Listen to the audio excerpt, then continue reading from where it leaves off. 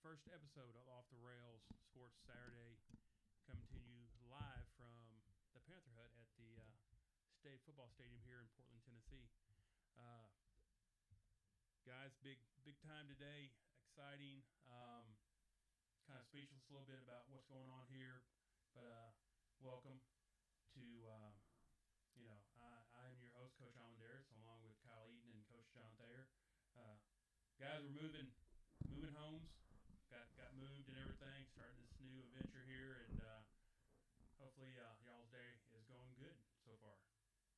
Well, I just want to say you're talking about uh, being anxious and things that are changing and things that you've got going. This was kind of your dream, if I can say that, more than 3 years ago, before we even started at the beginning. I think you kind of had this end game in mind, just getting from there to here. Just didn't really know how it's going to transpire, and with all the things that's happened, it's kind of crazy that we've come to this, that we got to this point. Oh, it definitely. Yeah, when me and Coach Combs came up with this idea about doing a podcast and doing this 4 or 5 years ago, whenever it was, he, he wasn't there to start it with when we started it. Me and you, Kyle, at the radio station, and just want to say thank you to WQKR and Lee for allowing us to have the show at first, to learn how things are working and everything, and then um, to be able to then take John. John is kind of the one that kind of got us going with the we was all talking about the podcast, and John was like, "Man, yeah, we can do it. We just need to do this, and this." And we was like, "Oh yeah, okay." And then a couple months have gone, and we're like, "Hey, let's go back and revisit this." And then we're like, "Yeah, let's really do this." And then, man, out of nowhere, it was like a couple weeks ago. It was just When the train got started, the train got rolling. man. It. I watched a movie last night called Unstoppable about the runaway train, Train 777, and that's funny that you mentioned that. And that's kind of how it was. It's like we talked about it. It was like, "Are we serious?" We said, "Yeah." And next thing you know, John was like, "Hey, it's what it is. We got this, and that we're rolling." And next thing you know, it was man, it's moved fast in 2 weeks. It's really moved fast in 2 weeks, and I will have to say there is a lot of stuff that goes into this that a lot of people don't. It's not just getting, excuse me, an audio and getting an audio and then just kind of posting it here and there, and then all of a sudden it's just it's today's the day. So we started out what we're going to do here. I posted it on Facebook. We're going to do audio. We're streaming live on audio right now. And what we're going to try to do is we'll edit that video, and then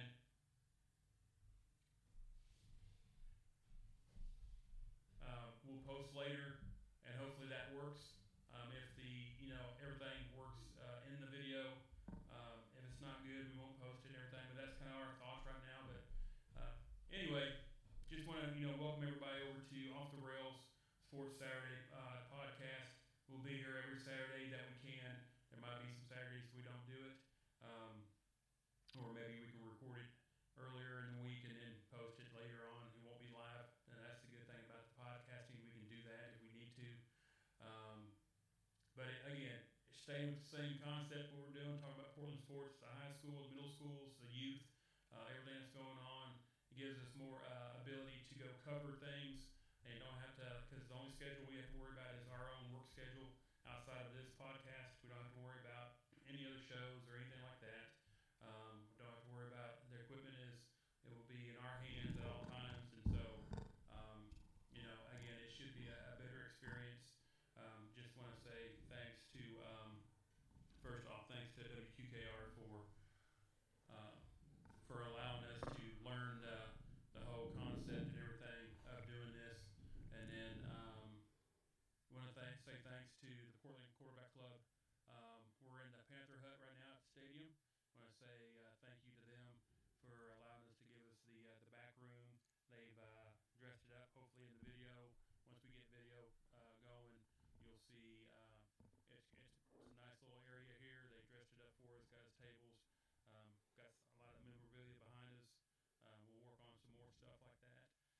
excuse me, when we have guests, we have a fridge full of drinks. We've got snacks here. We got coffee here. So when we have guests on, they can eat and don't have to sit there and bring their own drinks, or they can drink some coffee when they wake up or whatever.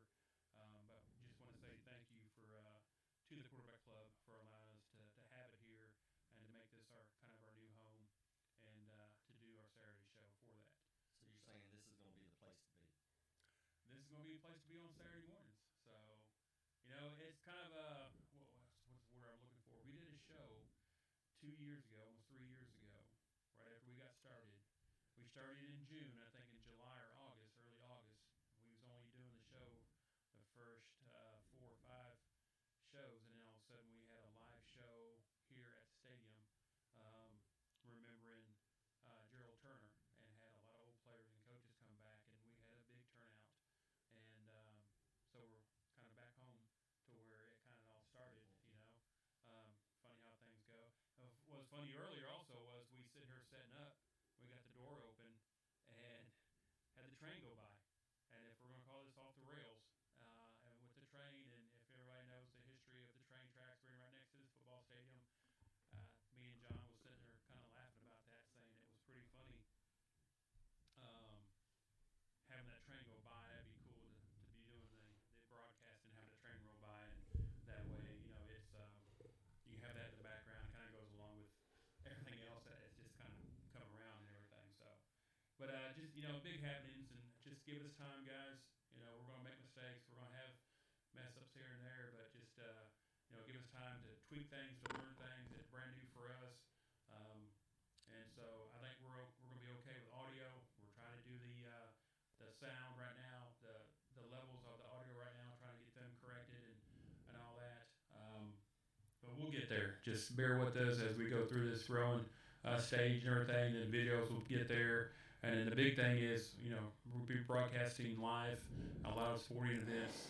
That's another thing that we wanted to do, and we were blessed by the high school to allow us to go with us and be able to do that.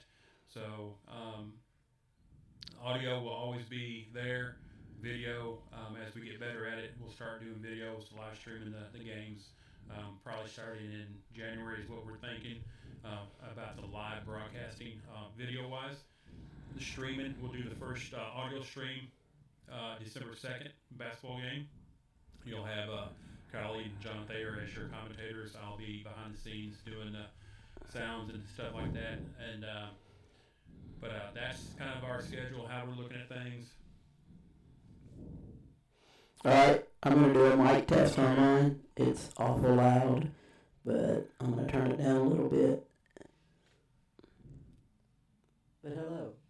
Bear with us. We're working on this. So, I want to reach out there while he's doing that and talk about the YouTube channel. Yeah. And the Portland Sports Network. And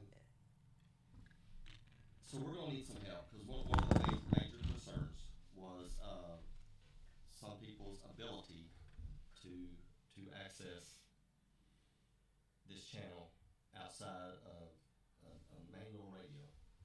So we're going to ask for everyone's help as possible. Make sure you subscribe, and that's not to monetize our efforts at all. That's so that you will get notifications whenever things are happening.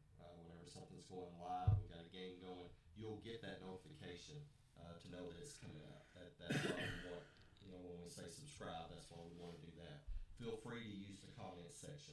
Help us out. We need someone to tell us, you need to do this, you need to do that, this will make it better, things like that. But we also need to know that people are going to help those that don't know any other way to listen to the games. And I know there's many out there that enjoy listening to football and basketball games. They talk about it. We get the text. We'll see them in town or something, and they talk about it.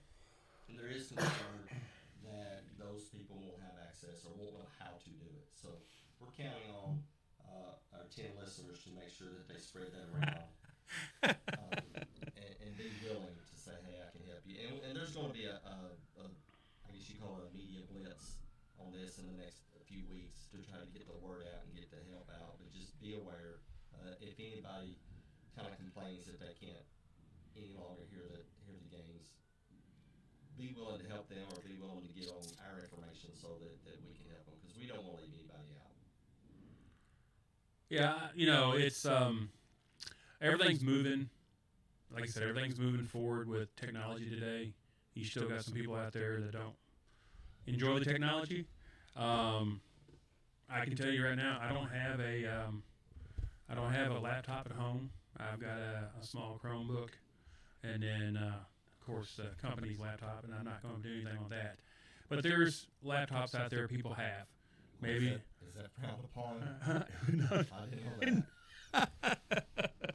So I'm just saying, I'm gonna have to step up my game and go get a laptop that I can use, that I can have access to. And anybody has an old laptop they ain't using, you want to, clear it out. Don't say old. Well, we already found that out.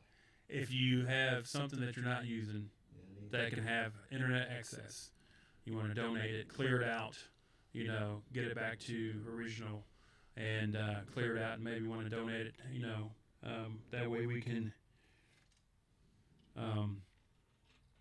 get it to people who don't have access to the internet, and so they can get games.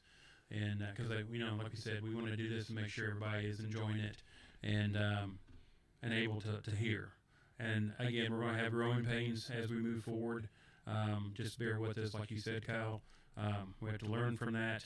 We have to figure out how to fix it, and then as each episode goes from Saturday to a broadcast, from a game broadcast to whatever, it gets better and better, and hopefully, the end result is everybody's having a good time and enjoying the broadcast, and no matter what it is, if it's a live game or if it's a show we're doing right here, everybody's enjoying it, and everybody has the ability to listen in and stuff like that. And I don't want to be doom and gloom. I mean, there's a certain way people that are now listening to it streaming, they go to their certain place, whether it was a website or whatever they went to. You'll still be able to do that, and you won't have to worry about being able to go directly to YouTube and finding us and all that.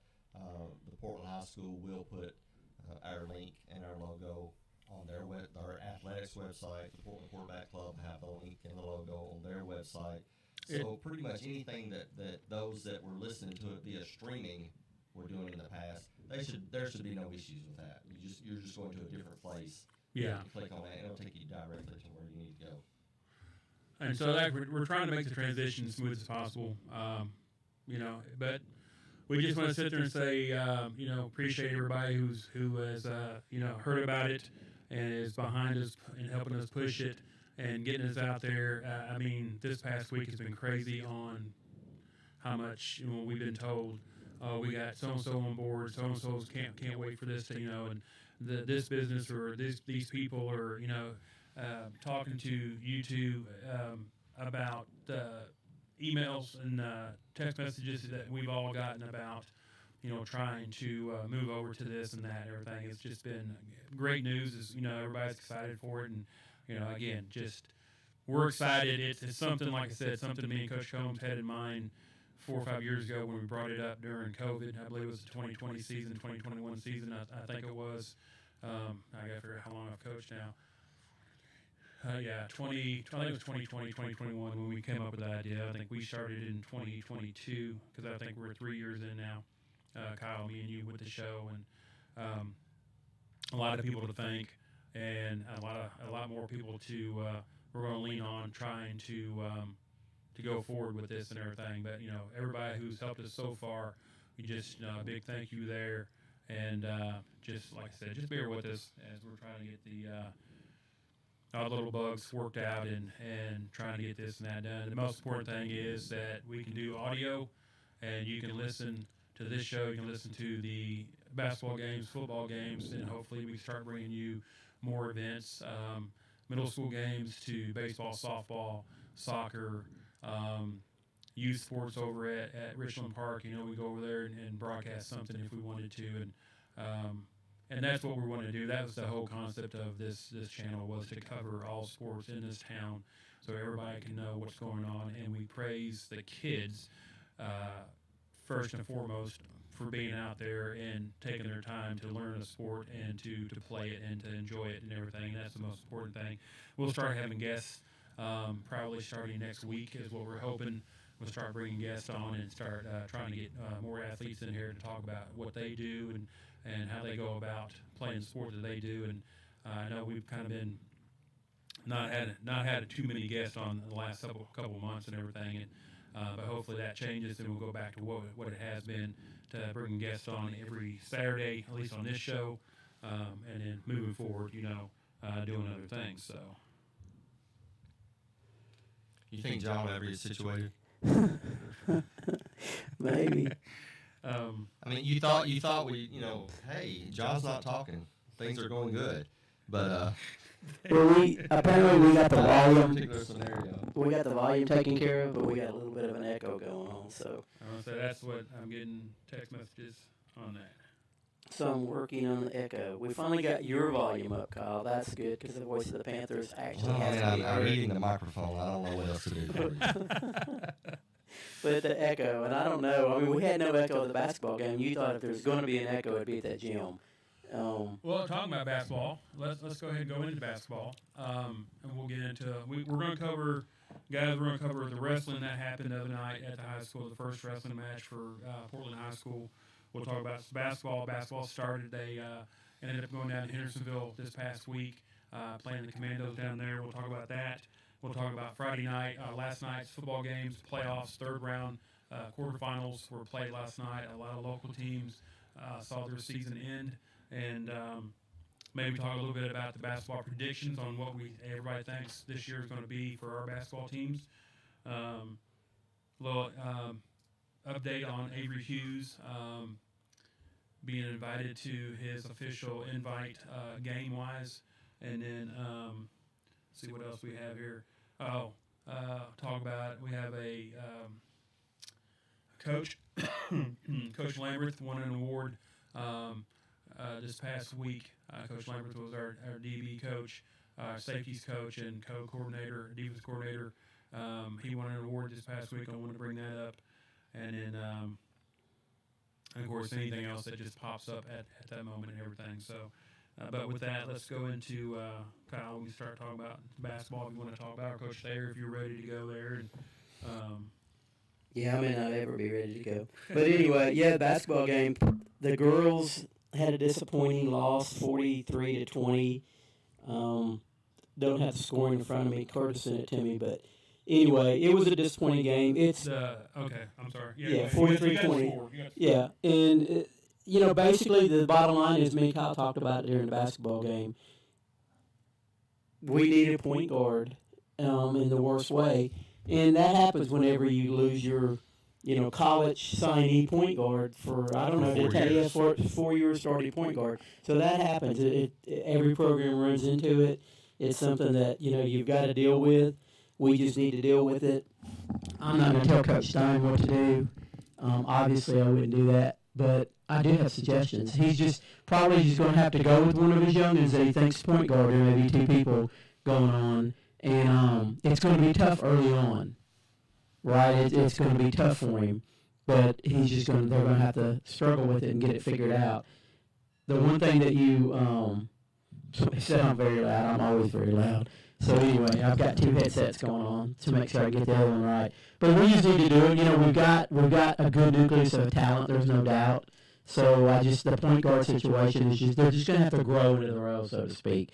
You could probably get one of the older girls that their normal position isn't point guard and move them over and kind of look like you're putting a Band-Aid on it. But my personal opinion is, in the long run, if they're not really a true point guard, when it gets time for tournament time, it won't possibly work out the way you need to. But they'll get it figured out for sure. I'm not worried about that. The boys look spotty off and on early, but at the end of the game, when it mattered, they put it together. The funny thing about it is, if they put a full game together, it wouldn't have even been a close game. They went solo droughts of shooting. They turned the ball over a little bit. But the key to me is they kept fighting. When they got behind, they didn't panic. They kept fighting and working hard, and when their shots came, they went in. They played good defense for the most part the whole night. A few breakdowns on dribble penetration, but not too bad. But I was impressed with the outcome of the game. I think there's nothing but blue skies ahead for them if they keep working. And when Coach Ferg brings up playing zone again, they listen to him and learn how to do it. Because I think with this athletic group of players that they have, a zone defense would be really effective. I know a lot of the boys themselves think playing zone is for sissies. They like playing man-to-man, but they just don't really understand basketball at this point the way they need to. Because if you can mix it up a little bit and throw a zone defense at people from time to time, it really keeps them off balance. And you can get a lot of tips and a lot of skills that way, too, that you normally can't. So, anyway, I think they look really good. The girls will figure it out. We got tons of talent. We got tons of length. We got tons of rebounding, so they'll get it figured out. But I'm sure, I didn't watch the game. I don't know if the point was a problem or not, but I'm sure there's going to be growing pains at that position. Talking about the boys, it was a close game. Actually, I think we were behind the majority of the game until the fourth quarter, and we went on we ended up outscoring them 20-7 in the fourth, and that's what kind of pulled us ahead there. Looking at the app and the scoring in by quarters and everything, as long as you're there, they always sit there and tell you just want to be close. And then in the end is when you want to sit there and have your athletes sit there and take over and everything. So yeah, they did a good job. Tristan Calvert scored 12, Evan Brown 2, Evan Ferguson 12. Bear with me, I should have brought my glasses. Nate Honeycutt 11, Quentin Totten 5, Keelan Dalton. There's something over my thing here. I don't know. I'll come back to Key. He knows I love him. But yeah, you're right. It just I don't know. Keelan had 12, but in that 20-7 output in the fourth, it was the Tristan Calvert show. It became. And if you look at Hendersonville, of course, a classification above us, and we've been playing them every year now for a while to get a home-and-home series. Not been able to get over the hump in defeating them. Last year came close. Both games were single digits. I think that second game at home was like a 3-point loss. Just never have been able to get enough to get past it. And this time, it's like they turned everything on in the fourth quarter, and that may be a sign of things to come. I know it's game number 1, but you want to be 1-0, not 0-1 after that first game, so it's a good start to the season. And maybe it just took 3 quarters for, excuse me, it just took 3 quarters for,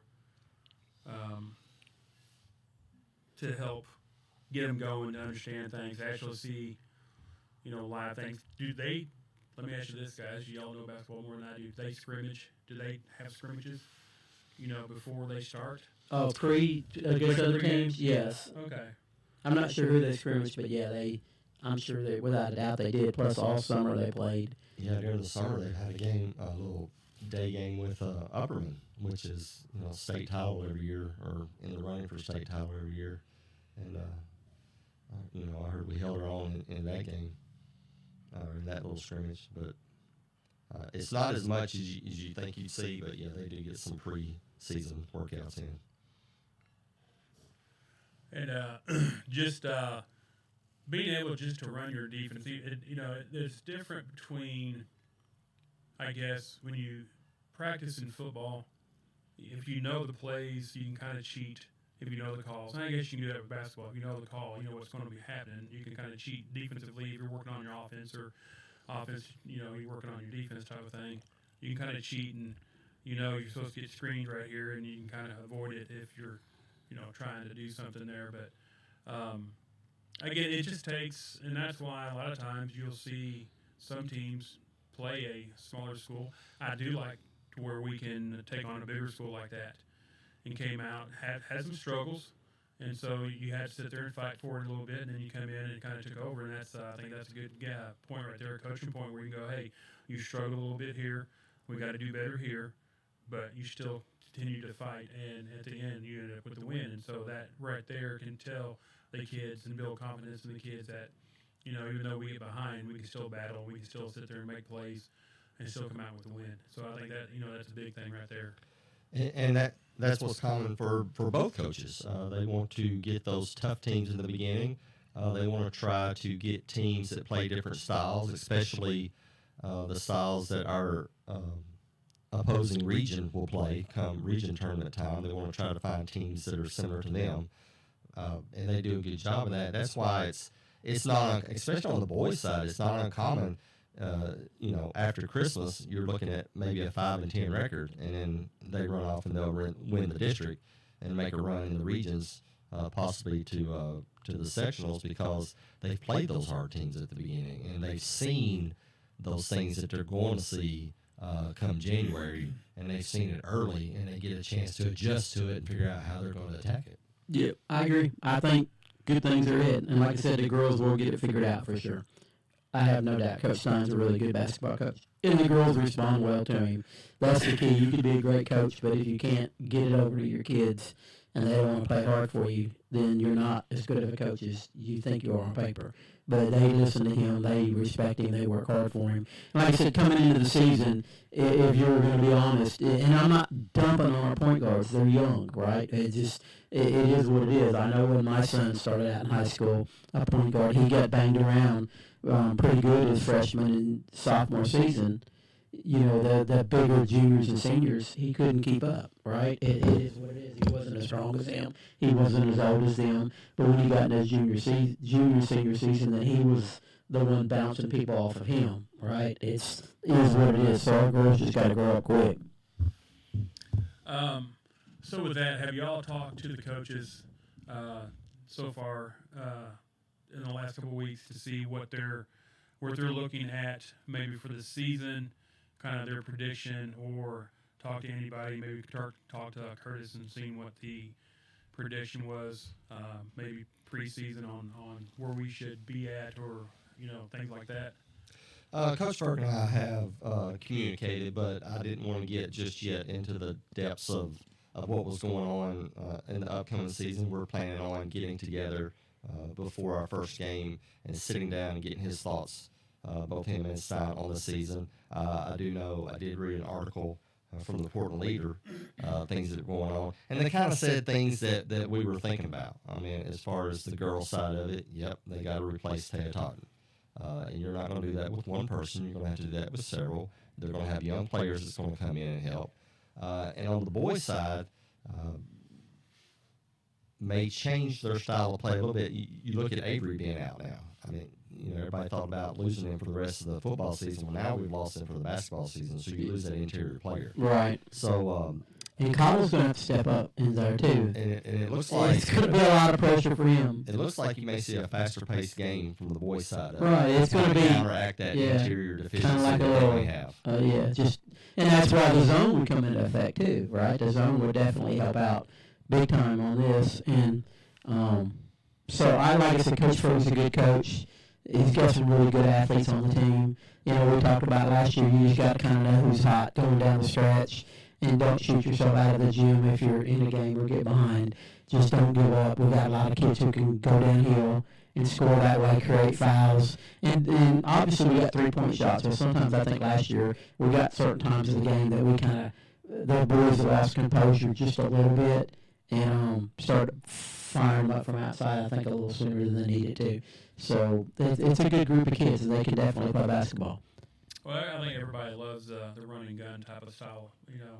That offense that everybody loves to score and then get down and drop a three here and there and then take off back down and play some defense, and that's exciting. Just kind of like in football, everybody loves to pass and get those big passing plays and everything. But you also got to be well rounded, and I know Coach Ferg and Stein know that. And like you said, you got people you have to replace. You have to replace every year, and that's once you get used to doing that, that's why your JV team and your young guys are very important to be developed and make sure that they're coming along like they're supposed to, and then all of a sudden you just hope that they mature quickly and can be able to contribute there, and that just really does help everything. But I think with that, we're going to take our first break. We're going to try this commercial thing here. It should work. And but when we come back, we'll talk about wrestling, the first ever wrestling match at PHS, and we'll see how much we don't know about wrestling is probably what we're going to probably talk about. And let us know if there's feedback on the commercial. That would be interesting because that's a recorded audio segment, so it should have nothing to do with the microphones and stuff. So, but we're going to take a break. We'll come back. You're listening to Off the Rails on PSN Network. Christmas is right around the corner, and so is Graphic Obsessions on Main in Portland. Tell them about it, Elfie. Wow, Graphic Obsessions has so much cool stuff, Santa. The new location on Main is packed with all kinds of gifts for everyone. They even do embroidery and have a custom hat bar. Sounds like I need to get to Graphic Obsessions soon and get my list all taken care of. Graphic Obsessions on Main in Portland. Visit our Facebook page today or stop in and see us.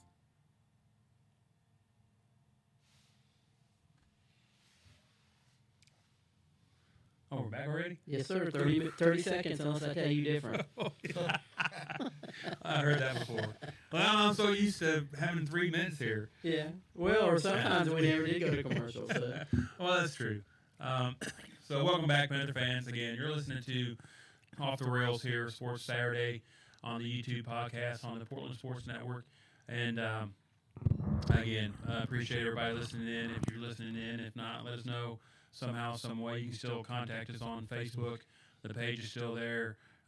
Contact us there with the message. If you know somebody, one of us 3, send us a text and let us know, or just get us a message on what can be better. But guys, the other night, I believe it was Thursday night, the Portland High School Tuesday. Okay, I don't know my days. They just run from. They all end in Y. So Sorry for no, you're good. But Tuesday night. Did you just say they all end in Y? Yeah. It's all the same. Right. I didn't think about that. So, but Tuesday night was the first ever wrestling match for Portland High School. Everybody was excited about bringing in wrestling. You know, it was the big talk over the past year. Able to grab a great coach who has a great legacy and record on what he's done in the past, and that's Coach Jeff Roberts.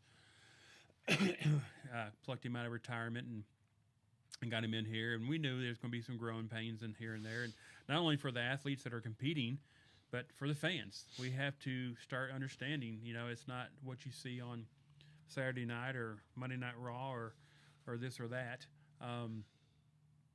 Trying to understand points, trying to understand, how they do things here and there, and it was just it was fun getting there early, kind of see how both teams warm up, and then how they go through their little the stuff that they do, and then how the scoring starts, and then it's just it's not about just pinning the guy. You can win on points, you can lose on points, and trying to figure out the points and everything. But overall, the wrestling ended up being we took on Liberty Creek, who's had a wrestling team for the last 3 or 4 years, or however long they've been around. They've been around now for 5 years.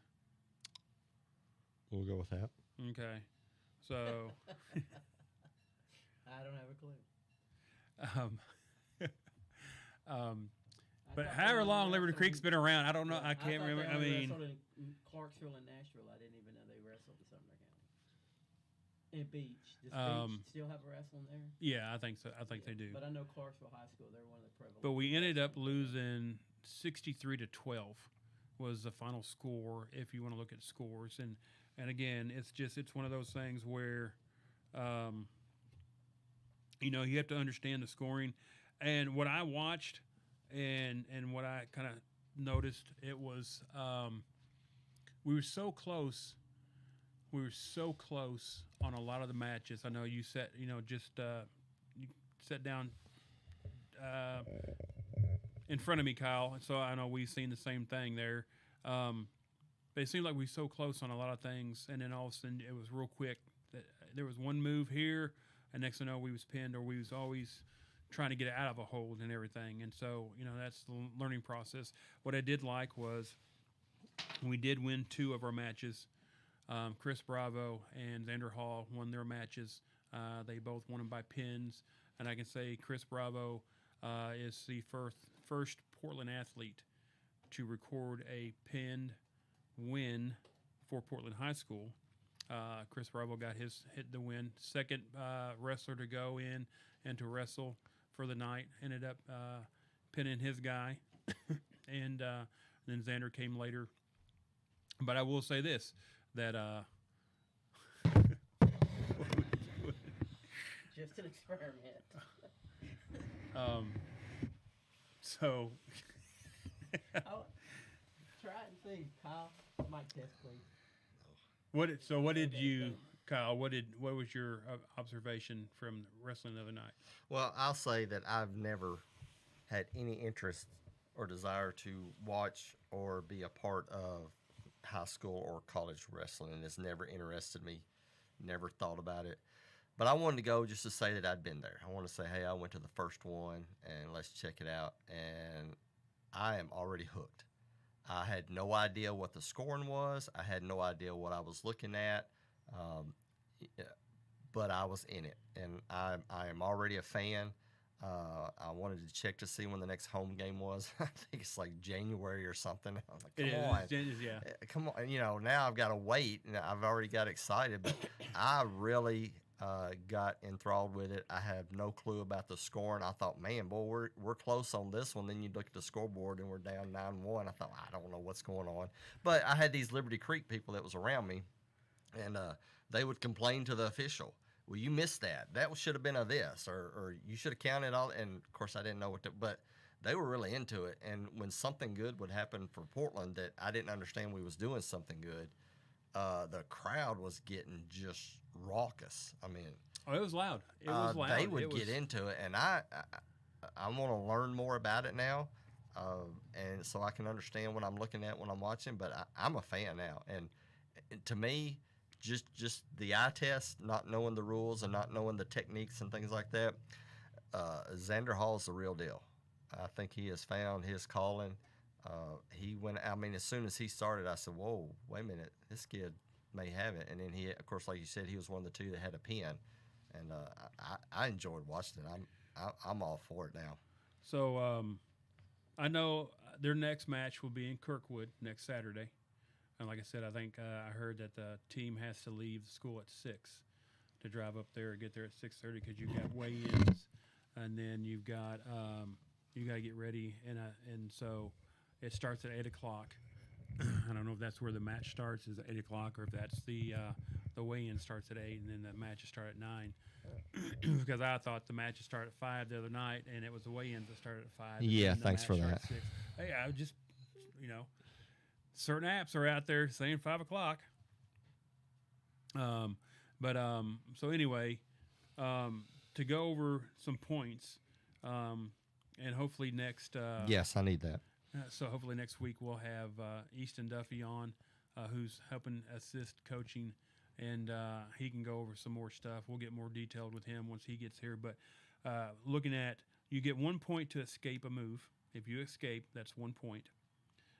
If you do a reversal, that's 2 points. If you take down, if you go to takedown, that's 3, and that's what I was seeing a lot. That's where we was losing a lot of our points was we'd stand up and as we start going in, all of a sudden we get thrown down, and that's your takedown, and that's 3 points right there. But what's considered a takedown? Because I saw a lot of us being on the ground, and there was no scoring. Yeah, I saw So the same thing they did. I don't know what they were getting the points, actual- and we wasn't. I was like, man, we just did the same thing. What is a take? Yeah. So we'll get more into that. We'll ask maybe Easton next week when he's on, and he can explain this in detail what a takedown is. You get 3 points for a decision, and then you get 6 points for a pin. So you can add up a lot of points looking at it that way. And then during the decisions, you get points for the decision. So if you get 3 team points, if you win by 1 to 7 points. So if you win 4-3, you get 3 team points. If you're 6-1 on your points, that's within the 1 to 7, you get 3 team points. And so that's how the team points that you saw the scoreboard where we lost 63-12, that's how those points got racked up.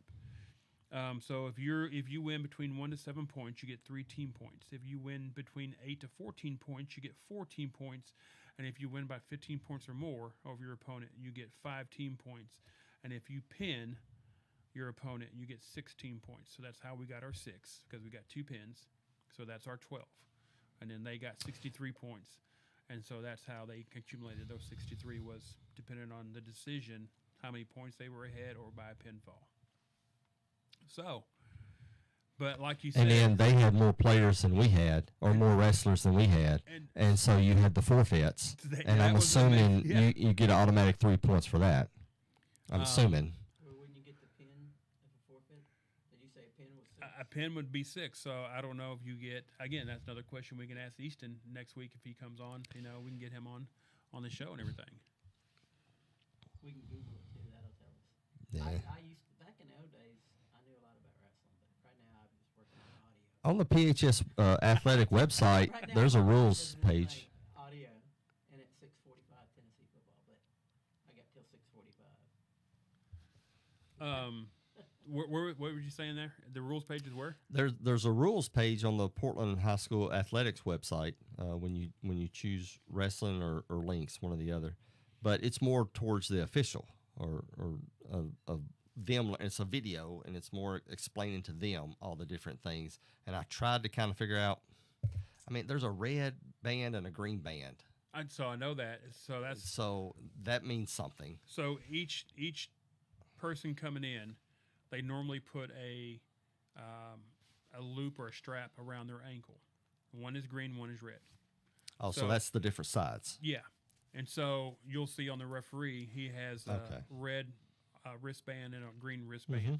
And so when he gives points, I saw the other night, he gave points to green, and it should have been red. We were red, and they were green. But he gave points to green, and it should have been red. And he had to sit there and go back, and he was giving signals while he's trying to watch. And you've got the people at scores tables trying to follow him. I felt bad for Tanisha for a bit. Coach Tucker, she like, wait a minute, what are you doing? Because I'm pretty sure she was just told, watch what the referee does, and just because he's holding up 3 or 2 or 1 or whatever, Yeah. So just watch him and do what he says, and yeah, it was all so quick. It was just I don't see how she got the hang of it after it got going, but I know I couldn't have. We even had a person out there yelling 5, 4, 3, 2, 1 on the clock and tapping the referee on the shoulder to let him know that the match is over. Because they couldn't hear it. Yeah. Because they couldn't hear the buzzard, and then you couldn't. Nobody knew what time it. When the official time was ended for the round. And I tell you what, the one thing I really looked at and really liked, and you sit there and watch how these guys train, and you're thinking, man, they do a lot of running and this and that. But if you'll watch, and I can tell you, just by doing football stuff, you have activities where the guys will wrestle for just a little bit over something, trying to get. And what you find is, we had a wrestler, I can't remember who it was, and I'll learn these guys' names, but we had a wrestler go all 3 rounds, and actually had to go to the scoring to be determined, and it was 3 round at 2 minutes each, so that's 6 minutes, and the whole time you're using all your energy to either get out of a move, not get pinned, to hold a guy down. I mean, you're at 100% exertion of everything you have. And to do that, it's like people going into boxing. They'll sit there and go, oh, man, I can box.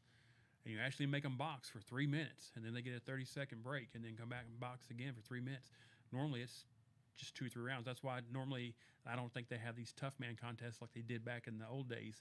But they used to have tough man contests where people pay to get in there and you just box. You have these amateurs. Mm-hmm. And normally it's 1 or 2 rounds, and that's it, because you're dead tired. You don't understand the energy that you exert. And so that's another reason why wrestling is a very good sport for your football players to compete in. And that's why, when I was younger, I said last week, I lived in Iowa, and wrestling was big up there.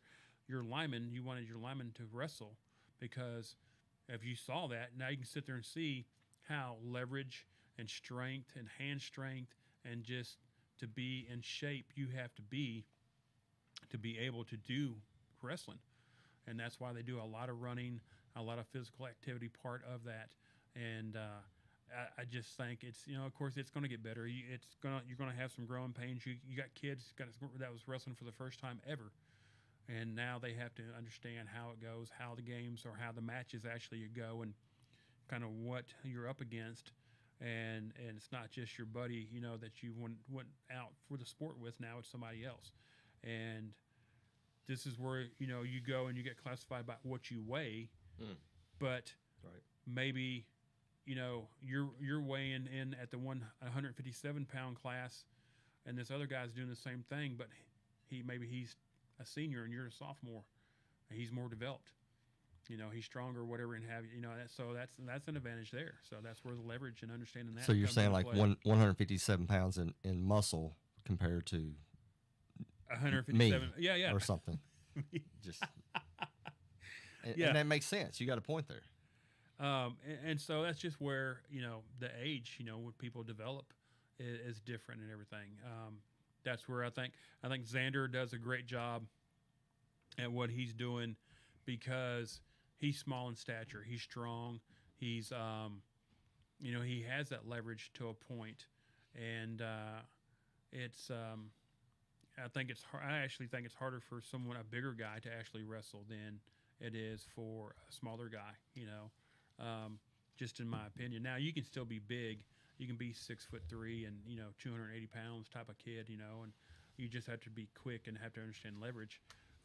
But again, that's just from what I saw. But like you said, I don't know if I'm traveling to go see them, but I'm definitely going to try to catch every match that they play at home, and that's something that is going to be exciting to watch from here on out. And if you missed it, the mat, we didn't even mention the mat. Oh, the mat looked great. Oh. I did get a picture and did post it on the Okay. Facebook page. But the mat, when I don't know when excuse me, when we was talking about we had trouble getting a mat, and we said we had some people from the school board help us out and trying to get a mat and everything. Right. I just thought it was going to be almost a used mat, maybe just a black mat with the white print on it and everything. Just Like your for- kid going to Or gymnastics. Beach Yeah, yeah, colors, yeah. good Oh. God. An old beach faded one. Yeah, Liberty Creek say, hey, we'll let you borrow ours. Bring it in Oh, there and have all man, the red. And, trying to maneuver that up the road that'd be crazy, but to walk in and have a purple mat with our logo on it and the Panther head logo on it and everything like that was it was pretty sharp. well, that raised the anticipation level as soon as I walked into the gym. So, Hey, that was again exciting. And then like you said, it's just the amount of people that showed up. And then when it got into a good part of the match, everybody yelling and screaming, it was loud. yeah. And we didn't even have stands on the other half. Right. The one side didn't have the stands open. It was just one side of the stands and the people that filled in. And I was told 200. I just feel like it was more than that. I felt like it was more than 200, but I didn't even hear it. So that I'd heard 200 was there. I think everybody came out to see, and what I really did love is how everybody cheered for everyone Right. who wrestled Right. and everything. You know, cheer for them? No. Oh, okay. I misunderstood. We cheered for each other. Yeah, he's just saying we didn't cheer. They didn't cheer for their own kid and let it Oh, go. It yeah, was just yeah. everybody Yeah, that went yeah, up you through. know. Yeah, wrestling fans, if you're really a wrestling Oh. fan, are pretty loyal to their whole team. well, to be new. I guess that's what I'm looking at. To be new, I figured everybody would sit there, and you're going to get cheering, but I figured everybody's still trying to figure out Knowing what's when going to on. cheer. Yeah, yeah. Yeah, You that know? was the big deal because I was like something's happening and Well, what you I need feel to do like is it- you need to watch some college wrestling. And then I- that will get you to the level of I may do that fanship that you need to be. Wrestling, we've talked about because it's huge in wrestling. the Midwest, right? Oh, yes, Oh, it yeah. is. I We've mean, talked it's- about wrestling on the air before. Yep. The only thing I ever worry about wrestling is, and we're not to that point of the program yet that I don't think that's going to happen, is when the lower weight players try to make weight and they make themselves throw up and all that kind of stuff. Yeah, like I said, That's the part you have to be scared of. But it's a great sport, absolutely That was random. unbelievable. No, I mean it really. It's a major thing, dude. I've sat there and told football players that wrestling is one of the unhealthiest sports because of what you do trying to get to the weight class you want to be in. Because you wrestle the 157 class and you decide to go have some pizza and cheeseburgers over the weekend and everything, and you got to weigh in. You wrestled Thursday, now you got to weigh in on Monday for a match. Or you did something over the weekend and ate a lot of pasta, and now all of a sudden you're 163. Now you moved up in a division, in a class, and now you're not wrestling the guys Yeah. that you normally. So That's what the you key. do? Is if you wrestle healthy, it's a fantastic sport. You have to really work out a lot. It's conditioning, the hands, the foot. But when you get into it to a competitive level and you're trying to get to the lowest weight you possibly can, but still be strong, that's where it kind of gets dangerous for some people. Now, a lot of coaches that are really good coaches, you weigh early, you do body fat checks, you write all this stuff down, and you can kind of keep up with. You can tell the kid's trying to bottom out for that, and you tell him, no, we're not. You know where you can go, right? You get a kid that's real chubby and he's got a lot of body fat, and he loses weight naturally because he's working harder. That's totally different than a kid that's just dropping fast. He's either sick or he's dropping for the reason to get the lower end. And that's where, as a coach, our coach in high school would, when he would see that stuff, he would actually tell you, this is the weight you're wrestling, period, so quit trying it. And if you get to this, you're not wrestling anymore. He said if you don't belong in the lower 160 rate, whatever, and you get down to 157, he's would getting stop upset you. with Yes, you because he knows he wouldn't this let you is where wrestle. you should be. Ideally. Yeah, he wouldn't let you wrestle on that weight. When you show up and you weighed in and you could drop down, you were all pumped up like, yeah, I'm going to win this one because I'm just as strong as I ever was, but I'm thinner. He would disqualify you. He just would not let you wrestle because that's the coach's discretion. He can pull you anytime he wants to. And that's the thing. If a good coach watches that stuff, and the good thing about up here is since it's so new, that's when you start getting into state, thinking about winning state championships and that kind of stuff.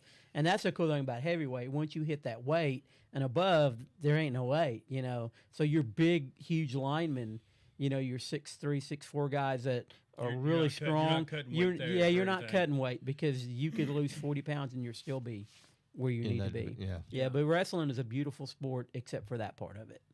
And speaking of championships, what a coup for Principal Woods for the high school, bringing in Coach Roberts that retired from Beach, multiple state championship individuals from Beach during his time. And I don't know how many years he's going to be able to keep him here, but I know there was several assistant coaches that I think he's kind of let run game day. Yeah, I think he's going to stay long enough to get those right. ready If you to got go. helpers that are part of our staff or some of our teachers, or are they all volunteers? I don't know. They're not all teachers, no. Okay, but if you can get at least one, and show them the ropes. Mm-hmm. I mean, and the thing about wrestling, it goes back to the Greek times, right? The Olympics, the original Olympics, Greek. That's where all this wrestling started. It's called grappling back then. Probably, Grappling, wasn't it? but a lot hasn't changed, so to speak. I mean, there's always little techniques here and there that kind of get introduced.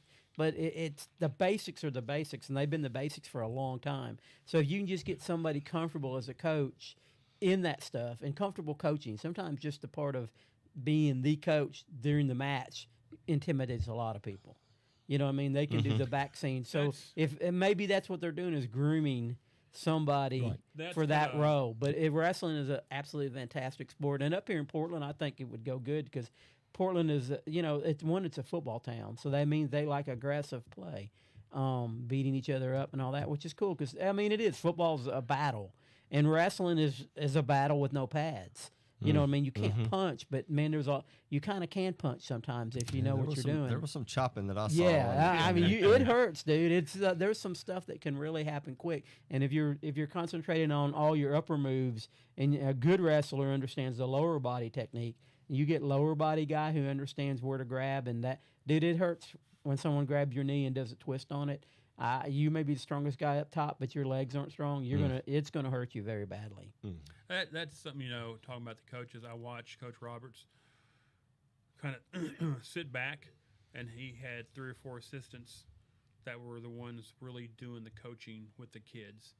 And so I can see Coach Roberts coming in for 2 years, get it established, let these assistants understand this is what we did when we won a state. This is how we practiced. This is what we wanted. This is what we're trying to develop.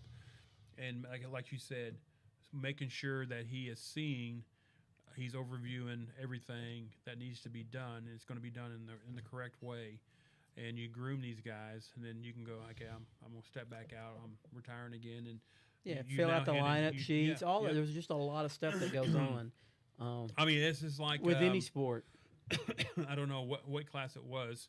We brought 2 wrestlers to the table. They brought 4, and they said some things. They went back, had a wrestler step out on the match for Liberty Creek, and then Coach sat there and did the X with his arms and all of a sudden they raised the Liberty Creek's guy's hand. So from what me and Kyle was kind of looking at, we're just assuming, is that we only had 2 wrestlers within these 2 weight classes or 3 weight classes or whatever it was. They had 4. We got to choose our 2 wrestlers on who they want to wrestle. So we had 2 forfeits there, and then we wrestled 2, and so again, it goes back to, you thought, I guess if you have 5 people in the 163-pound weight class and you only got 1, you can't wrestle all 5. That's right. So you decide which one you want to wrestle, and you forfeit the other 3, 4, and then you wrestle the one that you want to wrestle. Or some so people that makes- wrestle up. And, Out of weight. yeah. Oh, really? Yeah. You can't wrestle You used down, to. I but you didn't. can go Yeah, I up. don't think that's changed. If know. you weigh 145, you can wrestle 220-pound guy if you want to. It's not going to work out in your favor more, but it could, because you go wrestle someone that's not been in a Yeah. program long. They don't know the moves. So And that was another thing that was mentioned. I mean, all these teams are, I'm assuming most of these teams that we're going to have matches against have a middle school program. We don't have that. no, If middle school we did, programs we've are just always started, good feeder programs. Yeah. So you don't. Everybody we're playing or have matches against is going to have guys that wrestled for several years, where we'll have some that'll. This is my 5th match or whatever, and so it's going to be a growing pain, but you got to start somewhere. And I like the way they've got it set up. The assistant coaches, to me, looked like they knew exactly what they were doing, what they were supposed to do, and had control of I everything. tell you one thing that's funny too. People always talk about baseball parents and stuff. Like on travel ball, wrestling parents Oh no! can get freaking right too. Let me just tell you, when you go to state tournament, the state meet, Yeah. and watch that going on, the parents get into it as much. I mean, they're wrestling themselves. Parent, like husband and wife never sat together. It's like, because they'll start. I mean, it's funny, but it's great because you know what? If the expectations start with parents, if the parents have no expectations of their kid, how is their kids going to have expectations? True. But the wrestling parents can get pretty rowdy at times, really rowdy. And it's fun. Wrestling is a fantastic sport. It I'm really looking is. forward to it. I know it may take a couple of years to get going, but I'm looking forward to it. And hey, you'll be available whenever they're looking for a middle school coach, right? Middle school wrestling coach? Yes. I would help. Yeah, I've already put your name in. I would sorry. help. I wouldn't be the head coach, but I would help probably. Too late. Well, I'm not going to be the head coach. One is I don't know, but I would help them. Yeah. I'm not too happy with your negative attitude. though. I have no negative attitude, dude. There's absolutely no negative attitude going on at this location here. But you would help? No? Yeah, I would help. Awesome. We just got to figure out how to get that going. No, not me, but Well, you're the one who said you volunteered me. Who did you volunteer me to? it's a long story. Well, with that, guys, we're going to take another break. This time I know it's only 30 seconds, so we'll be ready when we come back. We can do them all over and over and over. I don't Do care. it. Do it. See how it happens. But we're going to take a break. When we come back, we'll talk about Friday Night Lights, the playoff quarterfinal round of last night's playoff games in TSSAA football. You're listening to Off the Rails Sports Saturday on the Panther Sports Network. Graphic Obsessions on Main is in a larger space and has more to choose from than ever. Tons of Panther designs we can print in minutes. Tons of inventory you can grab right off the rack today. And the amazing new hat bar, where you can it'll customize happen. your own hat. See a design you love but not in your size? We'll print it in just minutes. So many unique gift items right in the store. And I'm going to miss that With jingle. holidays fast approaching, remember. Graphic Obsessions on Main is your Portland Panther football headquarters for Panther apparel. Don't see it in your size? Just ask, and we'll print it on your size. From t-shirts and caps to hoodies and more, Graphic Obsessions on Main has what you need to support the Panther football season. Stop in today or visit our Facebook page. Graphic Obsessions on Main in Portland. Open Tuesday through Friday 9 to 5 and Saturdays 9:30 to 3. Christmas is right around the corner, and so is Graphic Obsessions on Main in Portland. Tell them about it, Elfie. Well, Wow, Graphic Obsessions has so much cool stuff, Santa. The new location on Main is packed with all kinds of gifts for everyone. They even do embroidery and have a custom hat bar. Sounds like I need to get to Graphic Obsessions soon and get my list all taken care of. Graphic Obsessions on Main and Portland. Visit our Facebook page today or stop in and see us. Christmas is right around the corner, and so is Graphic Obsessions on Main and Portland. Tell them about it, Elfie.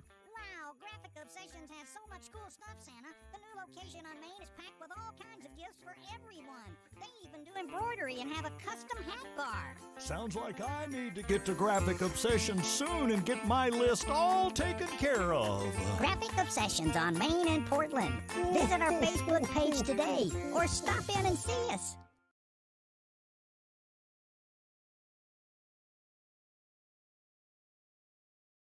And you're listening to Off the Rails here on the Portland Sports Network.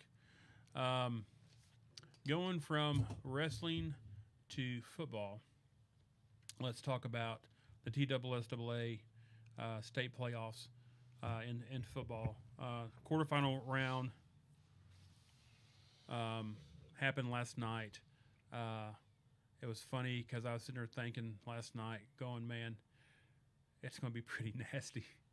Playing on a game night like this, just all the rain that we've gotten over the last 2-3 days. It wasn't too cold, but when you get wet and you get out there, it's going to make yourself colder than what it is, and just kind of a nasty football weather, which is fun to play in to a point. I ended up watching Page and Beach on TV on my 30 TV there. Great game. Beach came out strong. Jumped ahead 14-0, and Page just fought their way back. And I just think, when you measure athlete to athlete,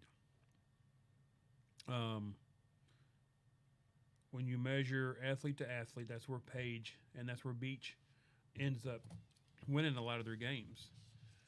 And so when Beach ends up having to play someone who can match up athlete to athlete with them, that's where I think they fall short a lot of times.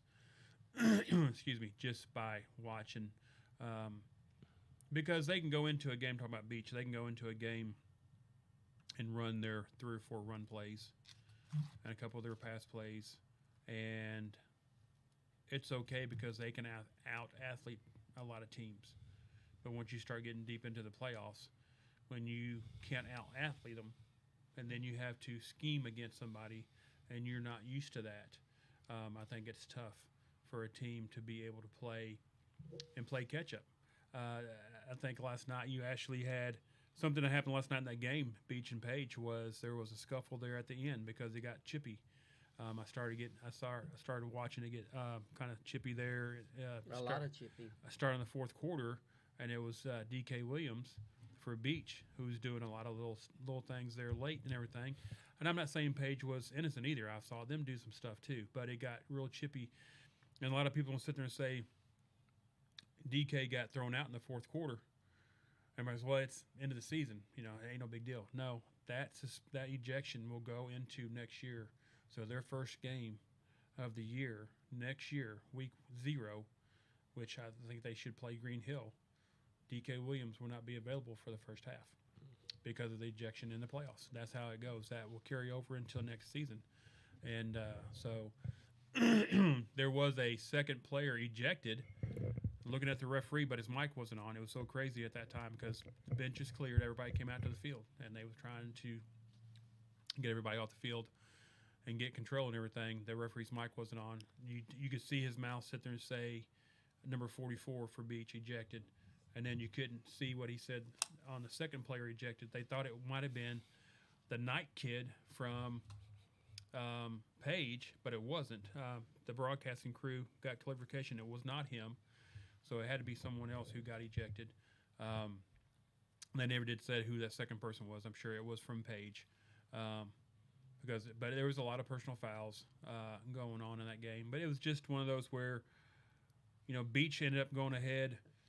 I believe it was 21-17, and with a long pass and everything, and Page came right back and hit a 87 or 84 yard pass.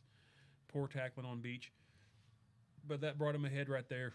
and that's how it ended. And there at the end, there was a tip ball interception for Beach. They threw an interception, tip ball, and interception right there, and that's what kind of sealed the game for Page, and that's where the little incident happened where everybody got into a scuffle there, but it ended well, and because it ended well, as in everybody was able to shake hands and didn't have to worry about anything else happening. Is what I was saying. And they all came into the middle of the field and they all huddled together and had a prayer and then went on to their. But a lot of the scores, a lot of surprising scores, to me, they were surprising. Looks like a lot of teams from the Middle Tennessee area had their season end last night. A lot of people who thought, these teams were going a long ways and everything. And so, Coach, have you got the scores? Yeah, we'll go Class 1A. Cofield over Sale Creek 40-7. South Pitt, like they always do, 45-0 over Clay County. I was kind of surprised it was that big of a difference, but anyway, I may go to South Pitt next week and watch a game. If they're at home, I have to look and see. McKenzie, 24, Richland, 21. The reason I go to South Pitt is they say, my guy down there says they get a big Jumbotron in the high school stadium. So I'm really interested. I'm going to go ahead and tell him to send me a picture of that thing. But I'm interested in seeing that. And what's really wild, too, is if you think about it, South Pitt and Marion County is probably 30 minutes from each other apart, and for them to get to have programs on that level so close together, and then two is I'm pretty sure they fill the stands really good. But anyway, McKenzie over Richland 24-21, which was one of the few really close games because there were a lot of blowouts this week. McKenzie is over there, excuse me, by Westview, by UT Martin. Yep, that's exactly. McKenzie Banking's one of our customers, one of my customers. I'm sorry. They actually won state. I think within 5 years ago. I can remember. So they've had a good program going on there for a while. It's a cool little town too. Fayetteville over Memphis Middle College 43-20. Eagleton over Bledsoe County 24-23. Marion County clobbered Gordonsville 42-14. Huntington beat East Robb pretty good, 42-20. So East Robb season's over, way short of their expectations because this senior class is one that they were thinking would go all the way to state. And by the way, Coach Brooks' son signed a scholarship with Bowling Green, I believe. I'm doing that off the head. So congratulations to Cade there on a scholarship. I actually thought he would go to baseball somewhere on a scholarship because he's a very, very gifted baseball player. I think a lot of people thought that's where he would go, and I know he's had some smaller school offers, but Bowling Green was the D1 offer that he got. But the thing about baseball is you don't. Is that where George is at? That's where, that's where. Yeah, he's Eddie at. George that's is also, coaching. Yeah, and it helps. And now don't get me wrong when I say this.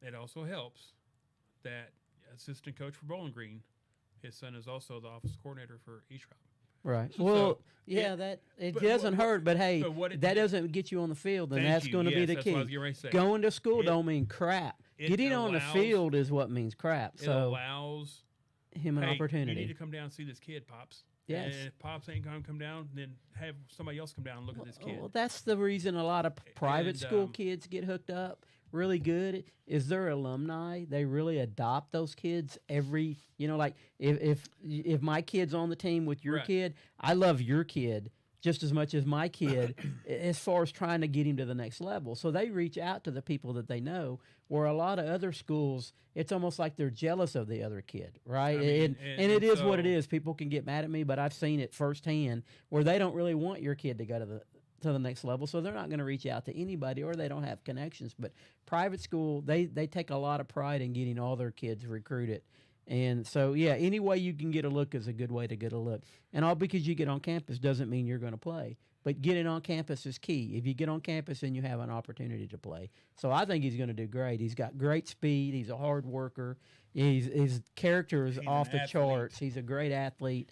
I personally thought he was a better baseball player. Seeing a lot of people get freaky out where they want those signed now. And a lot of times baseball guys, they don't sign you till, you can sign at any time past the signing date. You can't sign before the signing date. You can commit, but you can't sign. But once in baseball season in the spring, you could sign at any time. So just relax if you really want to play baseball and give those offers chances to come in. But anyway, their season's over. Milan, that a lot of people's picking to win the state championship in that division, beat East Nashville 38-21. In 3A, Gatlinburg Pittman beat Megas County 34-30. Tyner Academy out of Chattanooga beat Giles County 34-20. Covington over Dyersburg 42-13. Westview over Melrose 44-6. And obviously Westview's got the little quarterback, his brothers at Alabama, Yeah, Simpson. Simpson. So I think he's starting, and a lot of people are starting to jump on him. 4A, Greenville over Anderson County 28-21. That's a big one there. Yep, That- Alcoa beat Red Bank out of Chattanooga 38-13. Well, the thing about the Alcoa, though, Anderson County is the one team that beat Alcoa at week 11 to give Alcoa their one loss this year. So that's why the Greenville – and the thing is, Greenville has had a good team the last several years. In something in – I know you haven't got to 5A yet, but one thing in 5A – Don't give it away. No, I'm kidding. the team that was getting a ton of love at the start of the season was Sevier County. They were getting a ton of love, and also Gatlinburg Pittman was getting a lot of love for 5A, being dominant for 5A, and then they just kind of fell off, as in not getting any talk, and everybody started talking about Page. And then Page has become now the favorite. Everybody's thinking will win the state, but you got two teams over in the east in 5A with Sevier County and also Gatlinburg Pittman. Yeah, Pittman's 3A. Okay. Because they won Sevier their game. County's 5A. That's the one Right. that was really, everybody was talking about. In Greenville, But, it's up in East Tennessee. Oh, I've been yeah. up there. It's a nice community, and they really support their program like we do here in Portland. Anyway, didn't want to just. No, you're good. Pearl Cone, 33-7 over Marshall County. This one surprised me. I knew South Gibson was a pretty good team because they played FRA tough for a half, but FRA pulled away in the second half earlier in the year. But South Gibson put Springfield out of it, 27-21. Page beat Beach. It was a really close game. Beach actually went ahead in the fourth quarter, or late in the third quarter, but I think it was the fourth on I a think long that was up touchdown pass. 14-0 too. I think. Yeah, They- they Yeah, started out early. 14-0, Yeah, and yeah. then Page caught up, and then Beach separated again, and then Page just woke up. I mean, the fourth quarter they totally dominated Beach. They really did. Well- After that touchdown pass that Beach got, that long bomb, after that it was over. It's like Page just turned. Well, the coach turned a switch on or they something. they mentioned that last night on the broadcast that Beach needs to do a little bit more other than the running, and that's where I was getting at. Beach relied on Powell to run the quarterback power. They had Shelton Swafford there. He came back from the broken collarbone. He was able to play, but he only had 4 or 5 carries. The thing is Powell was your workhorse, and if you could stop him and make tackles, that's where playing athletes. Yeah, Guess and what? You're now not good breaking programs are tackles. going to stop one-dimensional teams And easy. so, what I was surprised was Beach had a decent passing game. It wasn't the greatest, but Powell has an arm. He's got a good And, arm. He can roll out, and then normally what they want to do is they roll him out, and if the pass ain't there, he's taking off and running. So now he's out in space and running. He has power and he has speed for his size.